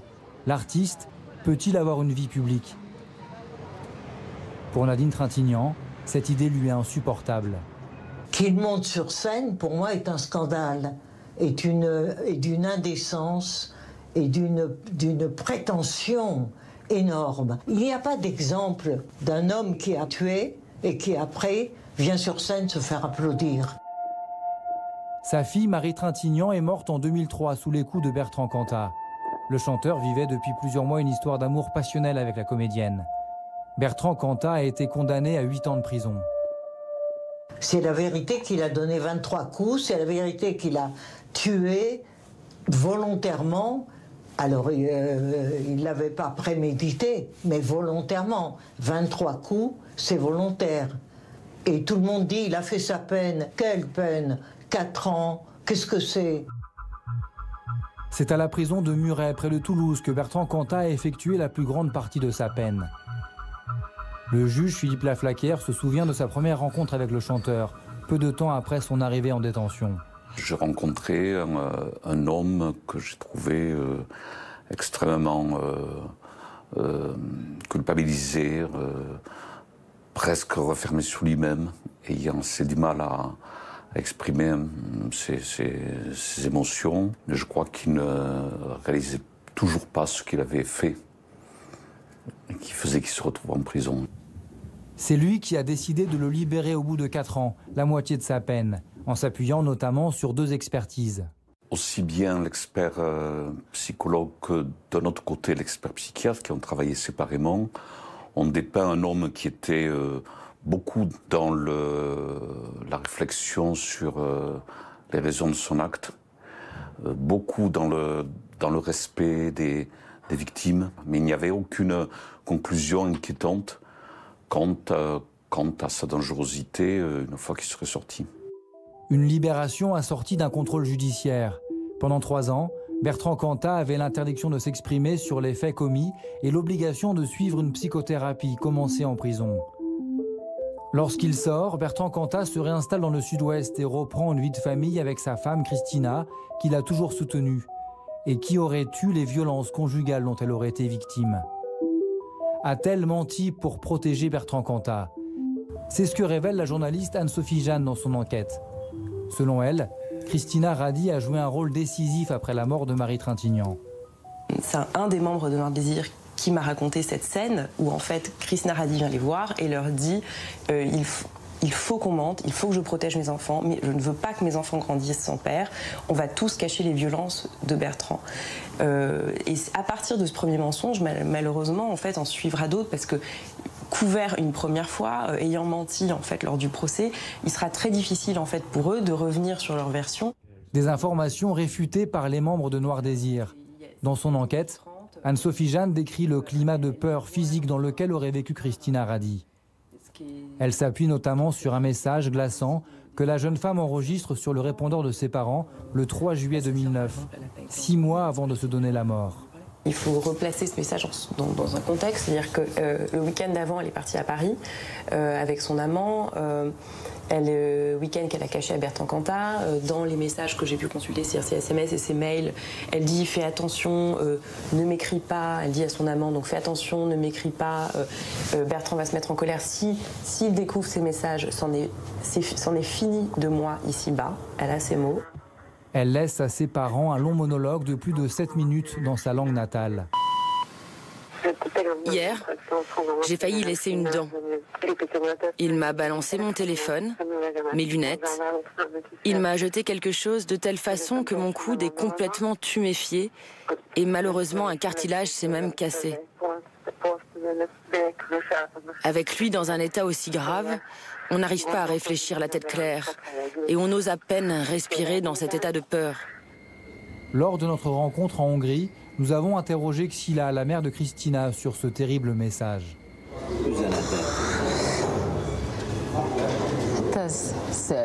C'était affreux. Mon estomac s'est resserré par l'angoisse. Je ne savais pas comment l'aider, c'était terrible. Mon mari, le père de Christina, a voulu partir en France pour la ramener à la maison. Au bout de 3 jours, on a réussi à lui parler au téléphone. Elle nous a dit que ce n'était pas la peine de venir. 1 mois plus tard, elle est venue en Hongrie. Elle venait comme d'habitude au festival de Sziget. Elle m'a raconté ce qu'il s'était passé, mais elle ne se plaignait pas. Ce n'était plus d'actualité. Dans un premier temps, les parents avaient pourtant évoqué dans la presse la terreur vécue par leur fille. Aujourd'hui, Xila est plus mesurée sur les raisons du suicide de Christina. Je ne sais pas ce qui s'est passé, je ne sais pas. Peut-être que Bertrand Cantat pourrait le raconter. On ne le sait pas et il ne parle pas de ça. Tout ce que je sais, c'est que lorsqu'il parle de Christina, il a les larmes aux yeux. Après le suicide de Christina Radi, la justice a enquêté et mis hors de cause Bertrand Cantat. Selon l'avocat des parents, un mot de la jeune femme a joué en faveur du chanteur. Avant de se suicider, Christina a laissé sur un cahier d'école, elle a laissé un mot. Elle a laissé un mot où elle demande pardon à ses enfants. Mais pas un mot sur Bertrand Cantat. Or, c'est incroyable, on ne peut pas imaginer que quelqu'un qui va se suicider laisse un mot et ne dit pas pourquoi je me suicide. Je me suicide parce qu'il me rend la vie impossible, parce qu'il me bat. Face aux fantômes du passé, le chanteur garde ses mystères. Une personnalité insaisissable aux multiples visages. Amor fati amor, amor fati amor. Amor fati, une locution latine qui veut dire aime ton destin. C'est le titre de son dernier album qu'il chante sur scène, comme un besoin viscéral. Amor fati, ce qui est. La scène, c'est vital pour lui, évidemment. S'il n'a pas la possibilité de monter sur scène, il doit être extrêmement malheureux. C'est un deuxième personnage qui prend la scène lui appartient. Et là c'est un autre Bertrand Cantat qui apparaît. Bertrand Cantat plaide aujourd'hui pour son droit à la réinsertion, un chemin qui paraît compliqué. Si il exprime dans ses textes la souffrance, on va dire qu'il se victimise. Et s'il n'en exprime pas, on va dire qu'il est insensible à ce qu'il a commis. Vous voyez, tout peut être interprété, c'est tout le problème de ce retour sur scène dans la lumière. Pour mettre fin aux polémiques, Bertrand Cantat avait décidé de se retirer des festivals d'été, mais de maintenir sa tournée. Elle s'avère quasiment impossible, tant les tensions sont fortes. Ces 2 concerts, dans la salle mythique de l'Olympia, ont été annulés. Le chanteur espère pouvoir se produire le 7 juin au Zénith de Paris. Vive tension à présent entre Israël et l'Iran. En Syrie, depuis le retrait des États-Unis de l'accord sur le nucléaire iranien, la situation ne cesse de s'envenimer malgré les appels au calme de la communauté internationale. L'armée israélienne a mené plusieurs raids sur des bases aériennes en Syrie en représailles à des tirs de roquettes. Alors, comment les civils vivent chacun de leur côté cette situation? Quelle incidence sur les équilibres géopolitiques au Proche-Orient? Iran, Israël, l'escalade, Martin Cangelosi et Laura Bleuzen.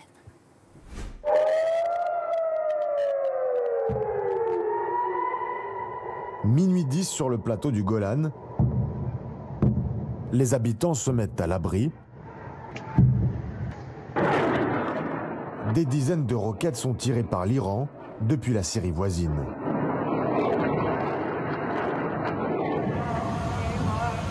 Trois heures plus tard, Israël riposte. En quelques minutes, près de 70 missiles s'abattent sur la Syrie, ne laissant aucune chance à ce véhicule iranien chargé de roquettes. La télévision d'État syrienne est en direct. Des détonations retentissent dans plusieurs villes du pays, dont Damas, la capitale. L'armée est en alerte. Avec compétence et grand sang-froid, notre système de défense aérienne a intercepté et détruit une grande partie des missiles israéliens, qui nous ont attaqués à l'aube et qui étaient dirigés dans plusieurs directions. Ces tirs de missiles ont aussi causé la mort d'au moins 3 martyrs, blessé 2 autres et détruit un radar militaire, un dépôt d'armes et endommagé plusieurs bases de défense aérienne. Le Proche-Orient menace de s'embraser. L'Iran n'avait pas attaqué l'État hébreu depuis 2011. Pour étendre son influence dans la région, Téhéran a posté des troupes à la frontière syrienne. L'Iran cible le plateau du Golan, un territoire disputé. À peine plus grand que le Val d'Oise, il appartenait à la Syrie avant son annexion par Israël en 1967. De bon matin à Damas, les bombes israéliennes se sont tues. Jour de marché presque ordinaire dans la capitale syrienne. Les Israéliens ont passé la nuit à dormir dans des abris, pendant que nous sommes montés sur les toits à applaudir notre armée qui nous défendait héroïquement. Nous devons absolument répondre à l'arrogance de cet ennemi à chaque fois qu'il nous attaque. Il ne faut pas leur laisser penser que nous allons attendre les bras croisés. Peu importe ce que cela nous coûte. Au même moment, sur le plateau du Golan, les renforts de l'armée israélienne se déploient.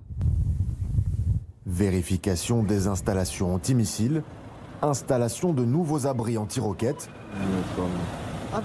Israël craint une autre attaque iranienne, venue des collines voisines. La seule question qui se pose, c'est pourquoi il y avait des troupes iraniennes à 1600 km de l'Iran. Je suis ici à la frontière avec la Syrie. L'Iran est à 1600 km. L'Iran n'a rien à faire ici. La seule raison pour eux d'être ici, c'est de nous vouloir du tort. Et nous allons nous défendre. Nous, notre peuple et notre souveraineté avec tous les moyens nécessaires. Les habitants du Golan sont venus soutenir les troupes. Daniela et Sharon ont voulu faire le déplacement dans la journée jusqu'à la frontière avec leurs 3 filles.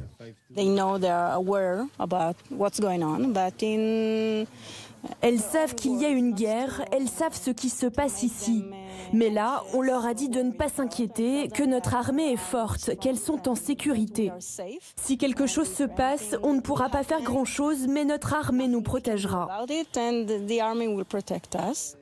La nuit a été difficile, mais cette famille ne quittera pas cette terre disputée. Peu importe ce qu'il se passera, on est prêt, on restera ici toujours. On ne quittera jamais cet endroit, jamais. Peu importe le nombre de bombes qui tomberont ici, on restera pour toujours. Le président iranien Hassan Rouhani a promis qu'il ne voulait plus de nouvelles tensions dans la région. Israël aussi joue l'apaisement, mais maintient son armée en état d'alerte élevé sur le plateau du Golan pendant les prochains jours. Il y a un an exactement, Emmanuel Macron était élu avec 66% des suffrages sur un positionnement qui se voulait ni de droite ni de gauche. Mais est-ce toujours valable? Sa manière de présider penche-t-elle d'un côté plus que de l'autre? Macron, président de droite, Aymeric Barraud, Laura Bleuzen et toutes les équipes de BFM TV. Le président en terrain conquis. Face à ses chefs d'entreprise français en Australie, Emmanuel Macron est venu il y a quelques jours vanter son action et promettre aux jeunes expatriés installés ici que la France a changé. C'est une forme d'état d'esprit. Qui a décrété qu'il n'était pas possible de faire les choses en France? Ça a changé. C'est fini. Un discours libéral décomplexé. Ici aux États-Unis, devant ses étudiants, c'est le président manager qui s'exprime. Thank you very much for this warm welcome. Pour défendre fermement la réforme de la SNCF.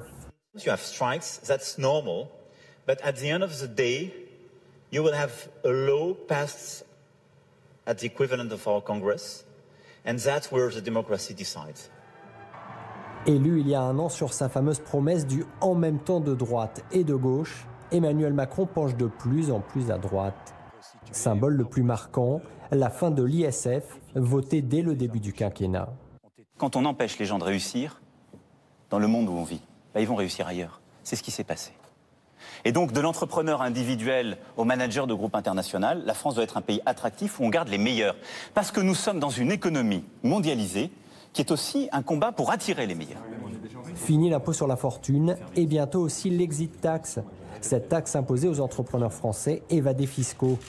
Une annonce saluée par le magazine économique américain Forbes, qui voit désormais en Emmanuel Macron le leader des marchés. Que ce soit sur le code du travail ou la SNCF, Emmanuel Macron le martèle, comme ce jour-là interpellé par des cheminots grévistes. Il veut faire ce qu'il a dit pendant la campagne. Cette réforme, je ne vais pas vous mentir, on doit la faire. On est pour faire une réforme. Mais on nous a fait des propositions. Non, mais on doit la faire. Les propositions de la CGT ne permettent pas de réformer. On n'est pas d'accord, mais moi je vous respecte. Regardez-moi, c'est pas. Non, mais parce qu'il y a votre collègue aussi qui est là qui m'avait interpellé. Donc, par correction. La dette, c'est pas les cheminots, c'est pas la SNCF, c'est les choix de l'État qui datent des années 80. Une fermeté face à la rue qui rappelle Margaret Thatcher dans les années 80 pour la presse anglo-saxonne. Et même si les 3/4 des Français le perçoivent comme président des riches, le locataire de l'Élysée assume ses réformes libérales. Pour lui, ce n'est pas un problème. D'abord, c'est une nécessité, parce que ces mesures difficiles, impopulaires auprès d'une partie de l'électorat pour relancer l'économie, il considère qu'elles sont nécessaires, et il considère surtout que c'est au début du mandat, là où on a le capital politique finalement le plus solide, qu'il faut avancer, qu'il faut en quelque sorte taper fort, faire les choses les plus difficiles, parce que c'est à ce moment-là qu'on va pouvoir les faire passer. On a une majorité qui est encore solide, on est encore porté par une popularité assez forte. Au-delà des réformes économiques, Emmanuel Macron s'est aussi emparé de marqueurs traditionnels de droite, en prenant la parole par exemple devant les évêques de France, fait rare pour un président de la République. C'est sans doute que nous partageons confusément le sentiment que le lien entre l'Église et l'État s'est abîmé et qu'il nous importe à vous comme à moi de le réparer. Que ce soit des hôpitaux, que ce soit le cas du Code du travail. Un président qui met aussi en avant l'autorité face aux facultés bloquées par les opposants à la réforme des universités. Dans toutes les universités aujourd'hui, où il y a des amphis paralysés, des violences parfois au demeurant inadmissibles, les étudiants sont bien souvent minoritaires. Ce sont des groupes qui ne sont pas des groupes étudiants qui viennent, et ce sont ceux dont j'ai dit, et il faut toujours citer ces sources, reprenant Audiard, ce sont des professionnels du désordre. Même discours de fermeté affiché sur la loi Asile et Immigration, un texte largement critiqué dans les rangs de la gauche. Mais désormais à droite, Emmanuel Macron peut compter sur de solides soutiens. Emmanuel Macron, il a, sur un plan politique, réussi une opération de fragmentation de la droite que l'on n'avait jamais vue. Aujourd'hui, un électeur de François Fillon sur 2 déclare qu'il fait confiance au président de la République. Et ça se fait notamment sur cette volonté de réforme. Il y a beaucoup d'électeurs de droite qui disent « Macron fait ce que, notamment, Nicolas Sarkozy n'avait pas fait quand il était au pouvoir ». Plébiscité par l'électorat de centre droit, Emmanuel Macron risque-t-il de se couper durablement d'une partie de l'opinion, comme les retraités, en colère contre la hausse de la CSG. Là, vous nous avez vraiment pompé. Non, c'est pas vrai, mais je vais vous expliquer. Les retraités, dites donc. En l'absence d'opposants de poids, le président estime qu'il pourra rééquilibrer sa politique dans la deuxième partie de son quinquennat.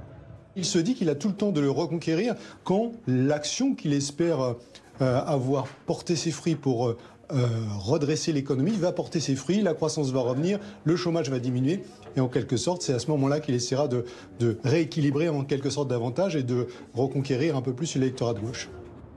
Avec 41% seulement des Français satisfaits, selon le dernier baromètre ELAB, Emmanuel Macron a vu sa popularité baisser en un an. Mais il parvient quand même à faire mieux que François Hollande un an après son élection, et jeu égal avec Nicolas Sarkozy.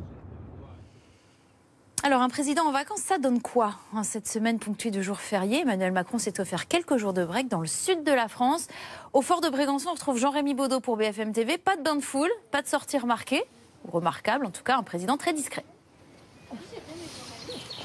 Oui, Emmanuel Macron, discret, voire franchement invisible. Ici, les seules traces de la présence du chef de l'État ici au fort de Brégançon, ce sont les allées-venues, les allers-retours de convois aux vitres teintées, et puis des photos qu'on découvre a posteriori dans la région, de visites privées. Ici, le président avec des marcheurs, ou ici, le président à vélo. Discret, invisible, pas question en réalité de montrer un président en vacances, prenant du bon temps eh bien, dans cette austère bâtisse du XVIIIe siècle qu'est le fort de Brégançon. Pas question non plus eh bien, d'avoir des photos du président en short, les pieds dans l'eau turquoise. Non, tout ça évidemment dans une période de mouvements sociaux, ça ferait tâche. L'Élysée, elle le répète, elle le martèle, le président est ici effectivement pour se reposer, mais surtout pour travailler. C'est un séjour privé, pas de bain de foule prévu, rien à l'agenda officiel. Ce qui est certain, c'est que le fort de Brégançon pourrait redevenir un lieu peut-être de repos justement pour le président de la République, ce que ce fort a été dans la tradition de la Ve République depuis 1968. Le général de Gaulle, c'est une tradition opération qui avait été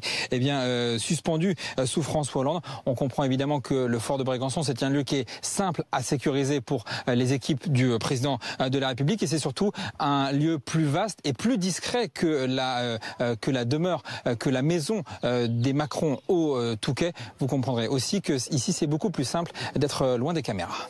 Merci beaucoup, Jean-Rémy Baudot avec Camille Fournier. Alors, Jérémy Brossard avec nous en plateau. Un peu de vélo, on a compris, un peu de marche, mais surtout beaucoup de boulot. C'est ça le message de l'Élysée. Oui, l'Élysée n'arrête pas de le répéter. Jean-Rémy le disait, le président est au travail. Et c'est vrai que ça tranche vraiment avec le souvenir qu'on a notamment du week-end de Pâques, où effectivement le président était allé au Touquet, résidence privée. On l'avait vu en tenue, en short, en tenue de tennis. Il s'est montré confiant. On était à la veille du début de la grève à la SNCF. Il avait même dit à un habitant qui l'interpellait en lui disant « Ne cédez pas aux cheminots ». Il avait dit « Ne vous inquiétez pas ».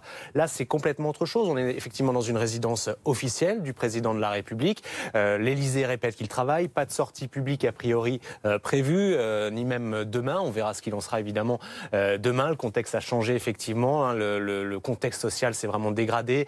La grève à la SNCF qui se poursuit malgré tout. Une crise à Air France. Il y a eu des violences le 1er mai. Il y a eu des examens empêchés ces dernières heures pour certains étudiants pour contester la réforme de l'accès à l'université. Donc le contexte est difficile. On ne peut pas parler de convergence de lutte, mais c'est vrai qu'il y a toujours des foyers de contestation qui restent importants. Le mois de mai n'est pas terminé et on sait que la partie n'est pas encore gagnée pour l'exécutif. Il le sait, le président de la République. Et c'est dans ce contexte peut-être la raison pour laquelle il se fait aussi discret ce week-end à Brégançon.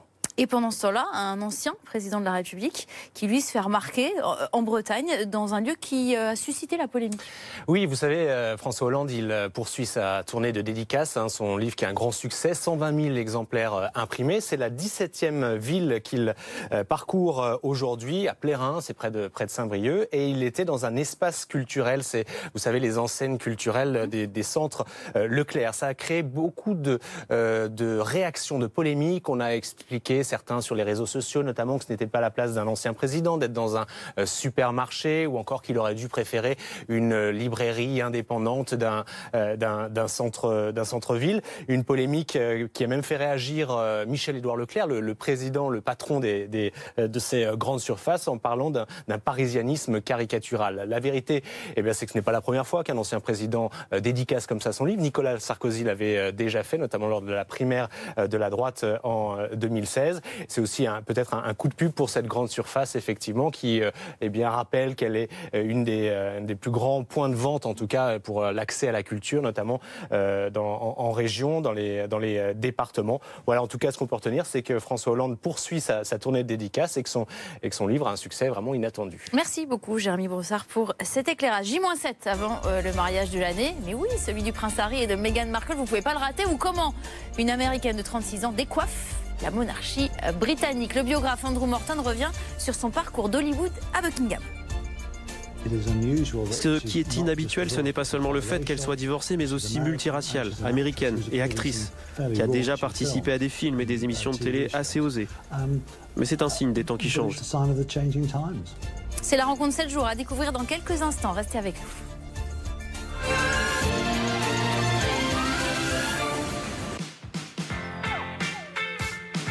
Retrouvez votre programme avec aramisauto.com, vente de voitures d'occasion reconditionnées. Demain, dès 18h et en même temps. Et en même temps, la même temps. Et en même temps. Débattre, décrypter, interpeller, se passionner.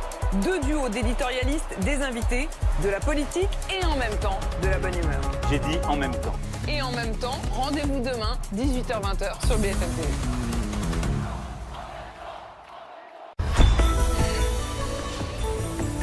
Sur le web, retrouvez bfmtv.com.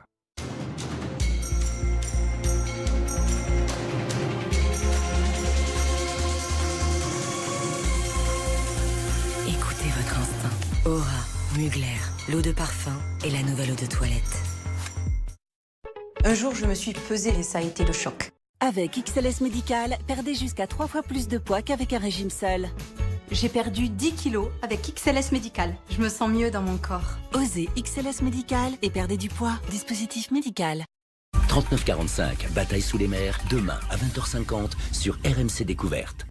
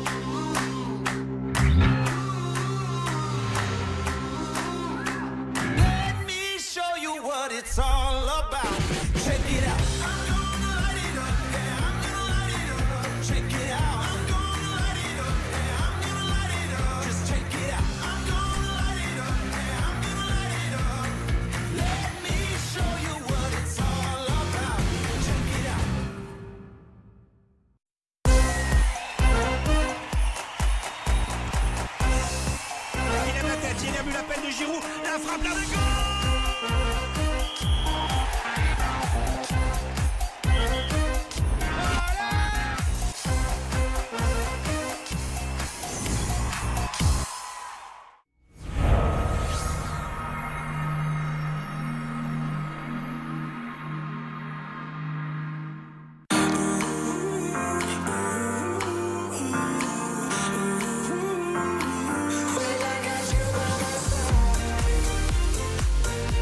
Trouvez les plus beaux cadeaux pour la plus belle des mamans avec Swarovski.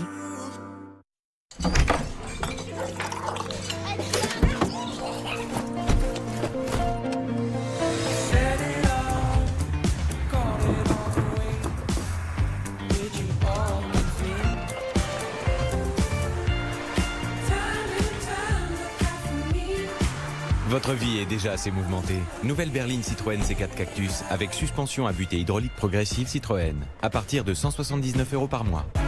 Citroën. Élite Rencontre, le site de rencontre de référence pour célibataires ambitieux. Inscrivez-vous dès aujourd'hui et revivez l'amour sur éliterencontre.fr. L'énergie vitale de la nature. Le jus d'aloe vera dans un soin bio délicat, dédié aux peaux sensibles à réactives. Pour une peau hydratée tout en douceur. Hydra Aloe Vera peau sensible de Sow Bioéthique.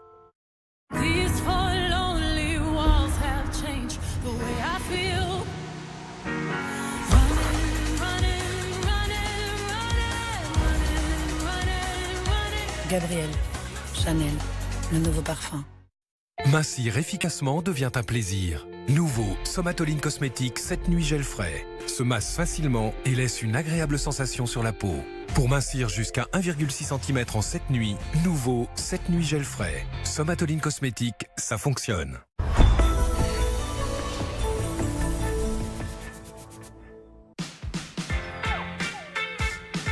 Retrouvez votre programme avec aramisauto.com, vente de voitures d'occasion reconditionnées.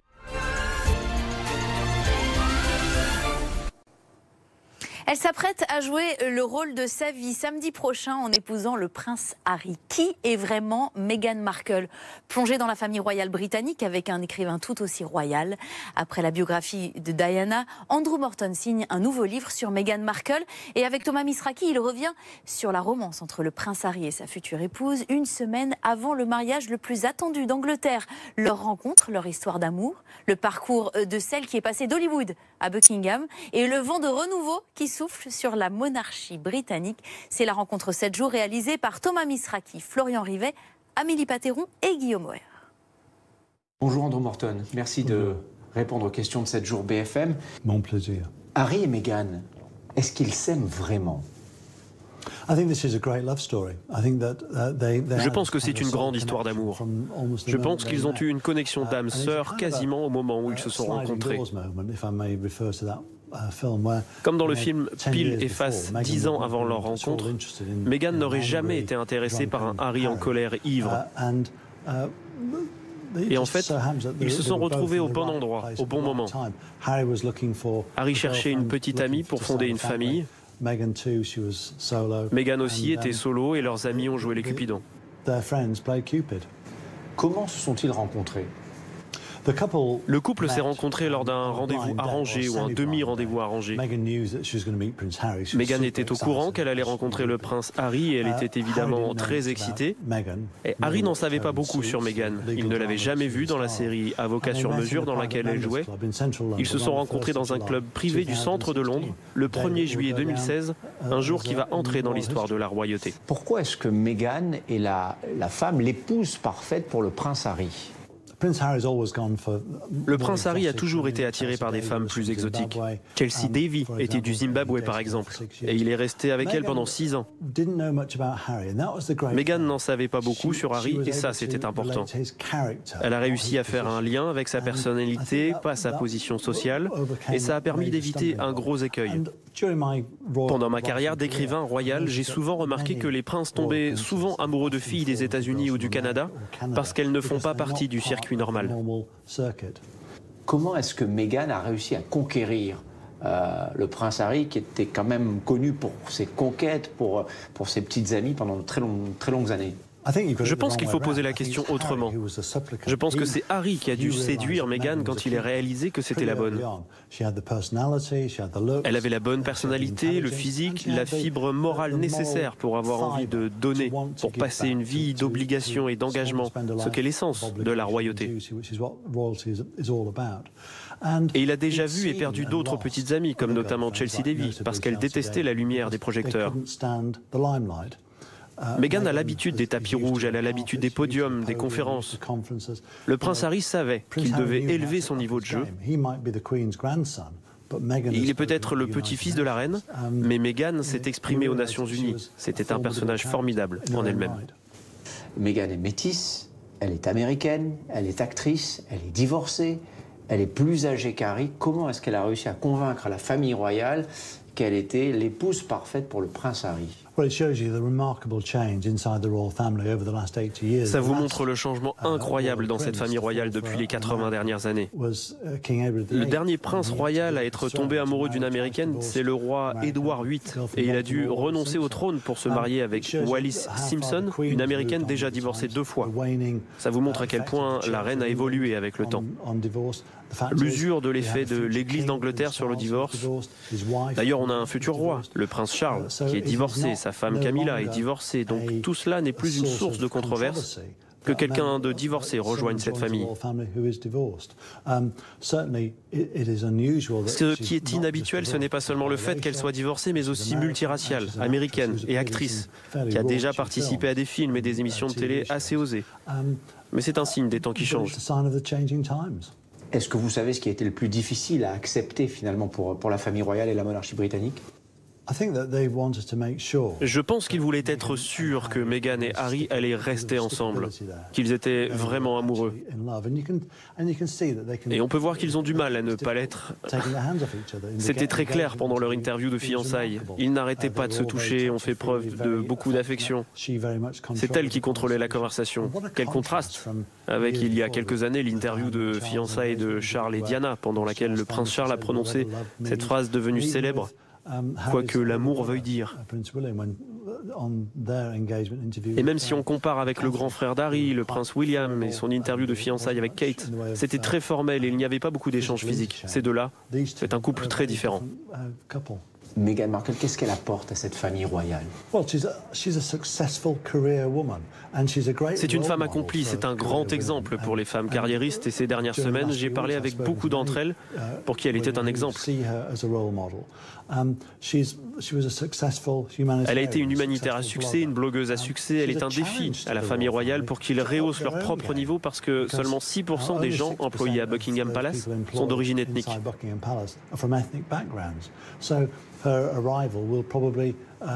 Son arrivée va certainement provoquer des changements dans la couleur et les origines des gens qui y travaillent. Est-ce que vous pensez que Meghan aura les épaules assez larges pour supporter la pression d'entrer dans cette famille, de devenir une princesse aux côtés du prince Harry? Meghan a la bonne attitude.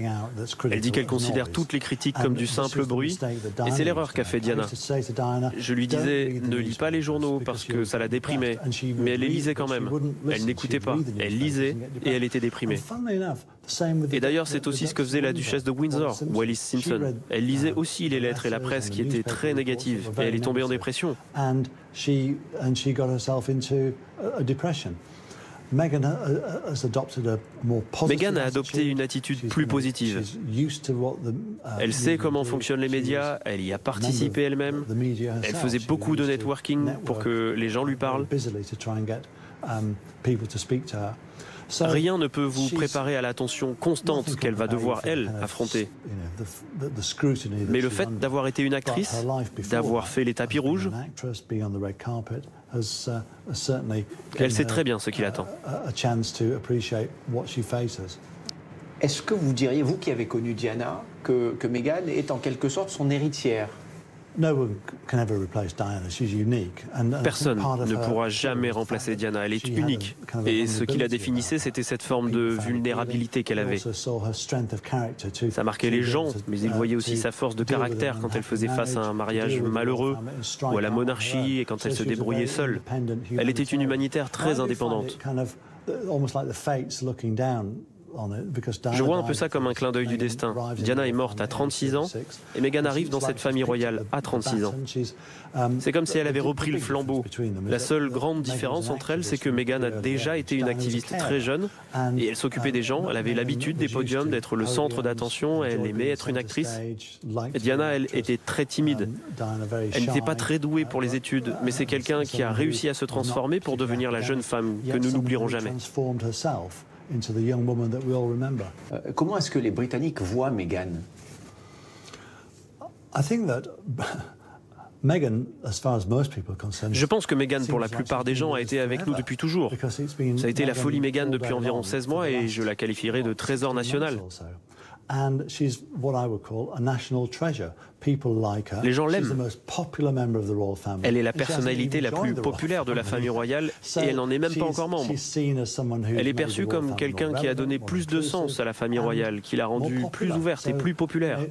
Dans l'ancien temps, les gens venaient à un mariage avec une dot, des chèvres ou un troupeau de vaches pour échanger avec leur fille ou leur fils.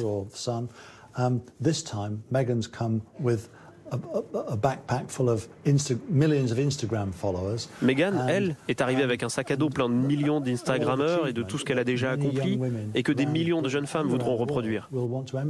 Encore une fois, vous connaissez cette famille Windsor, le prince Harry, sa maman, mieux que personne. Vous y croyez-vous à ce mariage? Personne ne se marie pour échouer. Meghan a appris cette leçon grâce à son premier mariage. Elle va se battre pour que son deuxième mariage soit un succès. Ça va être un chemin difficile. Il y aura des nuits noires pour l'âme. Mais je pense que ce mariage sera un succès parce que c'est un mariage d'amour. Merci Andrew Morton. Merci. Meghan et Harry et Meghan, ce mariage princier, ce sera à suivre samedi prochain en direct sur BFM TV à partir de 6h du matin pour une journée spéciale. Alors autre festivité, Cannes, sa palme d'or, ses marches, son festival, plongé dans les archives télévisuelles qui réunissent la crème de la crème cinématographique. 7 jours rétro signé Lisa Adef.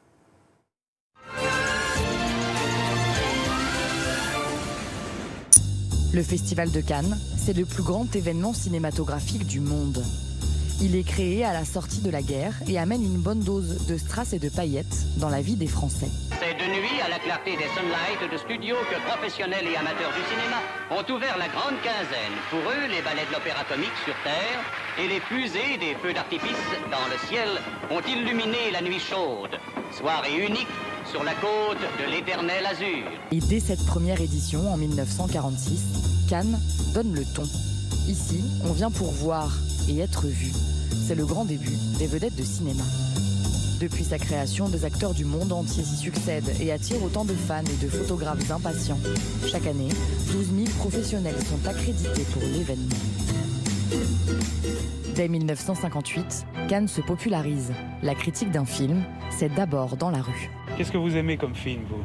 Le film qui a tourné les tonneaux aussi, là, vous appelez ce film, le temps des guitares. Le temps des guitares, oui, oui. Ça, réellement, ça, c'est un film, et puis alors, quand il chante lui, c'est quelque chose. À Cannes, il va falloir attendre 10 ans pour voir apparaître une autre star. La Palme d'Or. 118 grammes d'or, 18 carats. Un socle d'1 kilo, confectionné en 40 heures par le joaillier Chopard. C'est en 1955 qu'elle est remise pour la première fois au film américain Marty. No, Marty, please. I like you. I've been telling you all night I like you. Marty. All I want's a little kiss. No. Please, no. please. No, Marty. All right, I'll take you home. Un prix prestigieux décerné par un jury, aux commentaires pas toujours tendres car rien n'est gagné dans ce festival où la critique fait la pluie et le beau temps. Je trouve, pour paraphraser le vocabulaire employé par Jean Eustache, que c'est un film merdique. Je trouve que c'est un non-film, non filmé par un non-cinéaste et non joué par un non-acteur. Mais alors c'est quoi un bon film? En 1973, le réalisateur Michel Audiard a sa petite idée. Je prendrais un acteur canadien sans doute. Les Brumes du Nord, c'est toujours bon. Une Française inconnue et surtout, parce que je suis quand même pas idiot, je ferai un film de gauche. Chacun son secret pour décrocher la palme. Sur la croisette, il en est d'autres qui n'attendent qu'une chose, obtenir un rôle. On les appelle les starlettes. Mon nom est Kasia Śmiechowicz. Je suis venue de Pologne pour essayer de me faire connaître par le public français. Et tous les moyens sont bons pour pour se faire repérer. Chaque jour, quand la météo le permet, elle choisit une plage avant d'enlever le moins discrètement possible l'un des 2 maillots de bain qu'elle a emportés. 1800 mètres de tapis rouge, 30 000 épingles à cheveux, 600 flacons de vernis et 197 millions d'euros de retombées économiques. L'entreprise Cannes a de quoi faire rêver, pas uniquement les starlettes. Et c'est la fin de cette édition de 7 jours BFM. Merci de nous avoir suivis. Je vous retrouve à 21h pour une nouvelle émission. Dans un instant, c'est le 20h Week-end présenté par Stéphanie Zenati. Très bon début de soirée à tous sur BFM TV.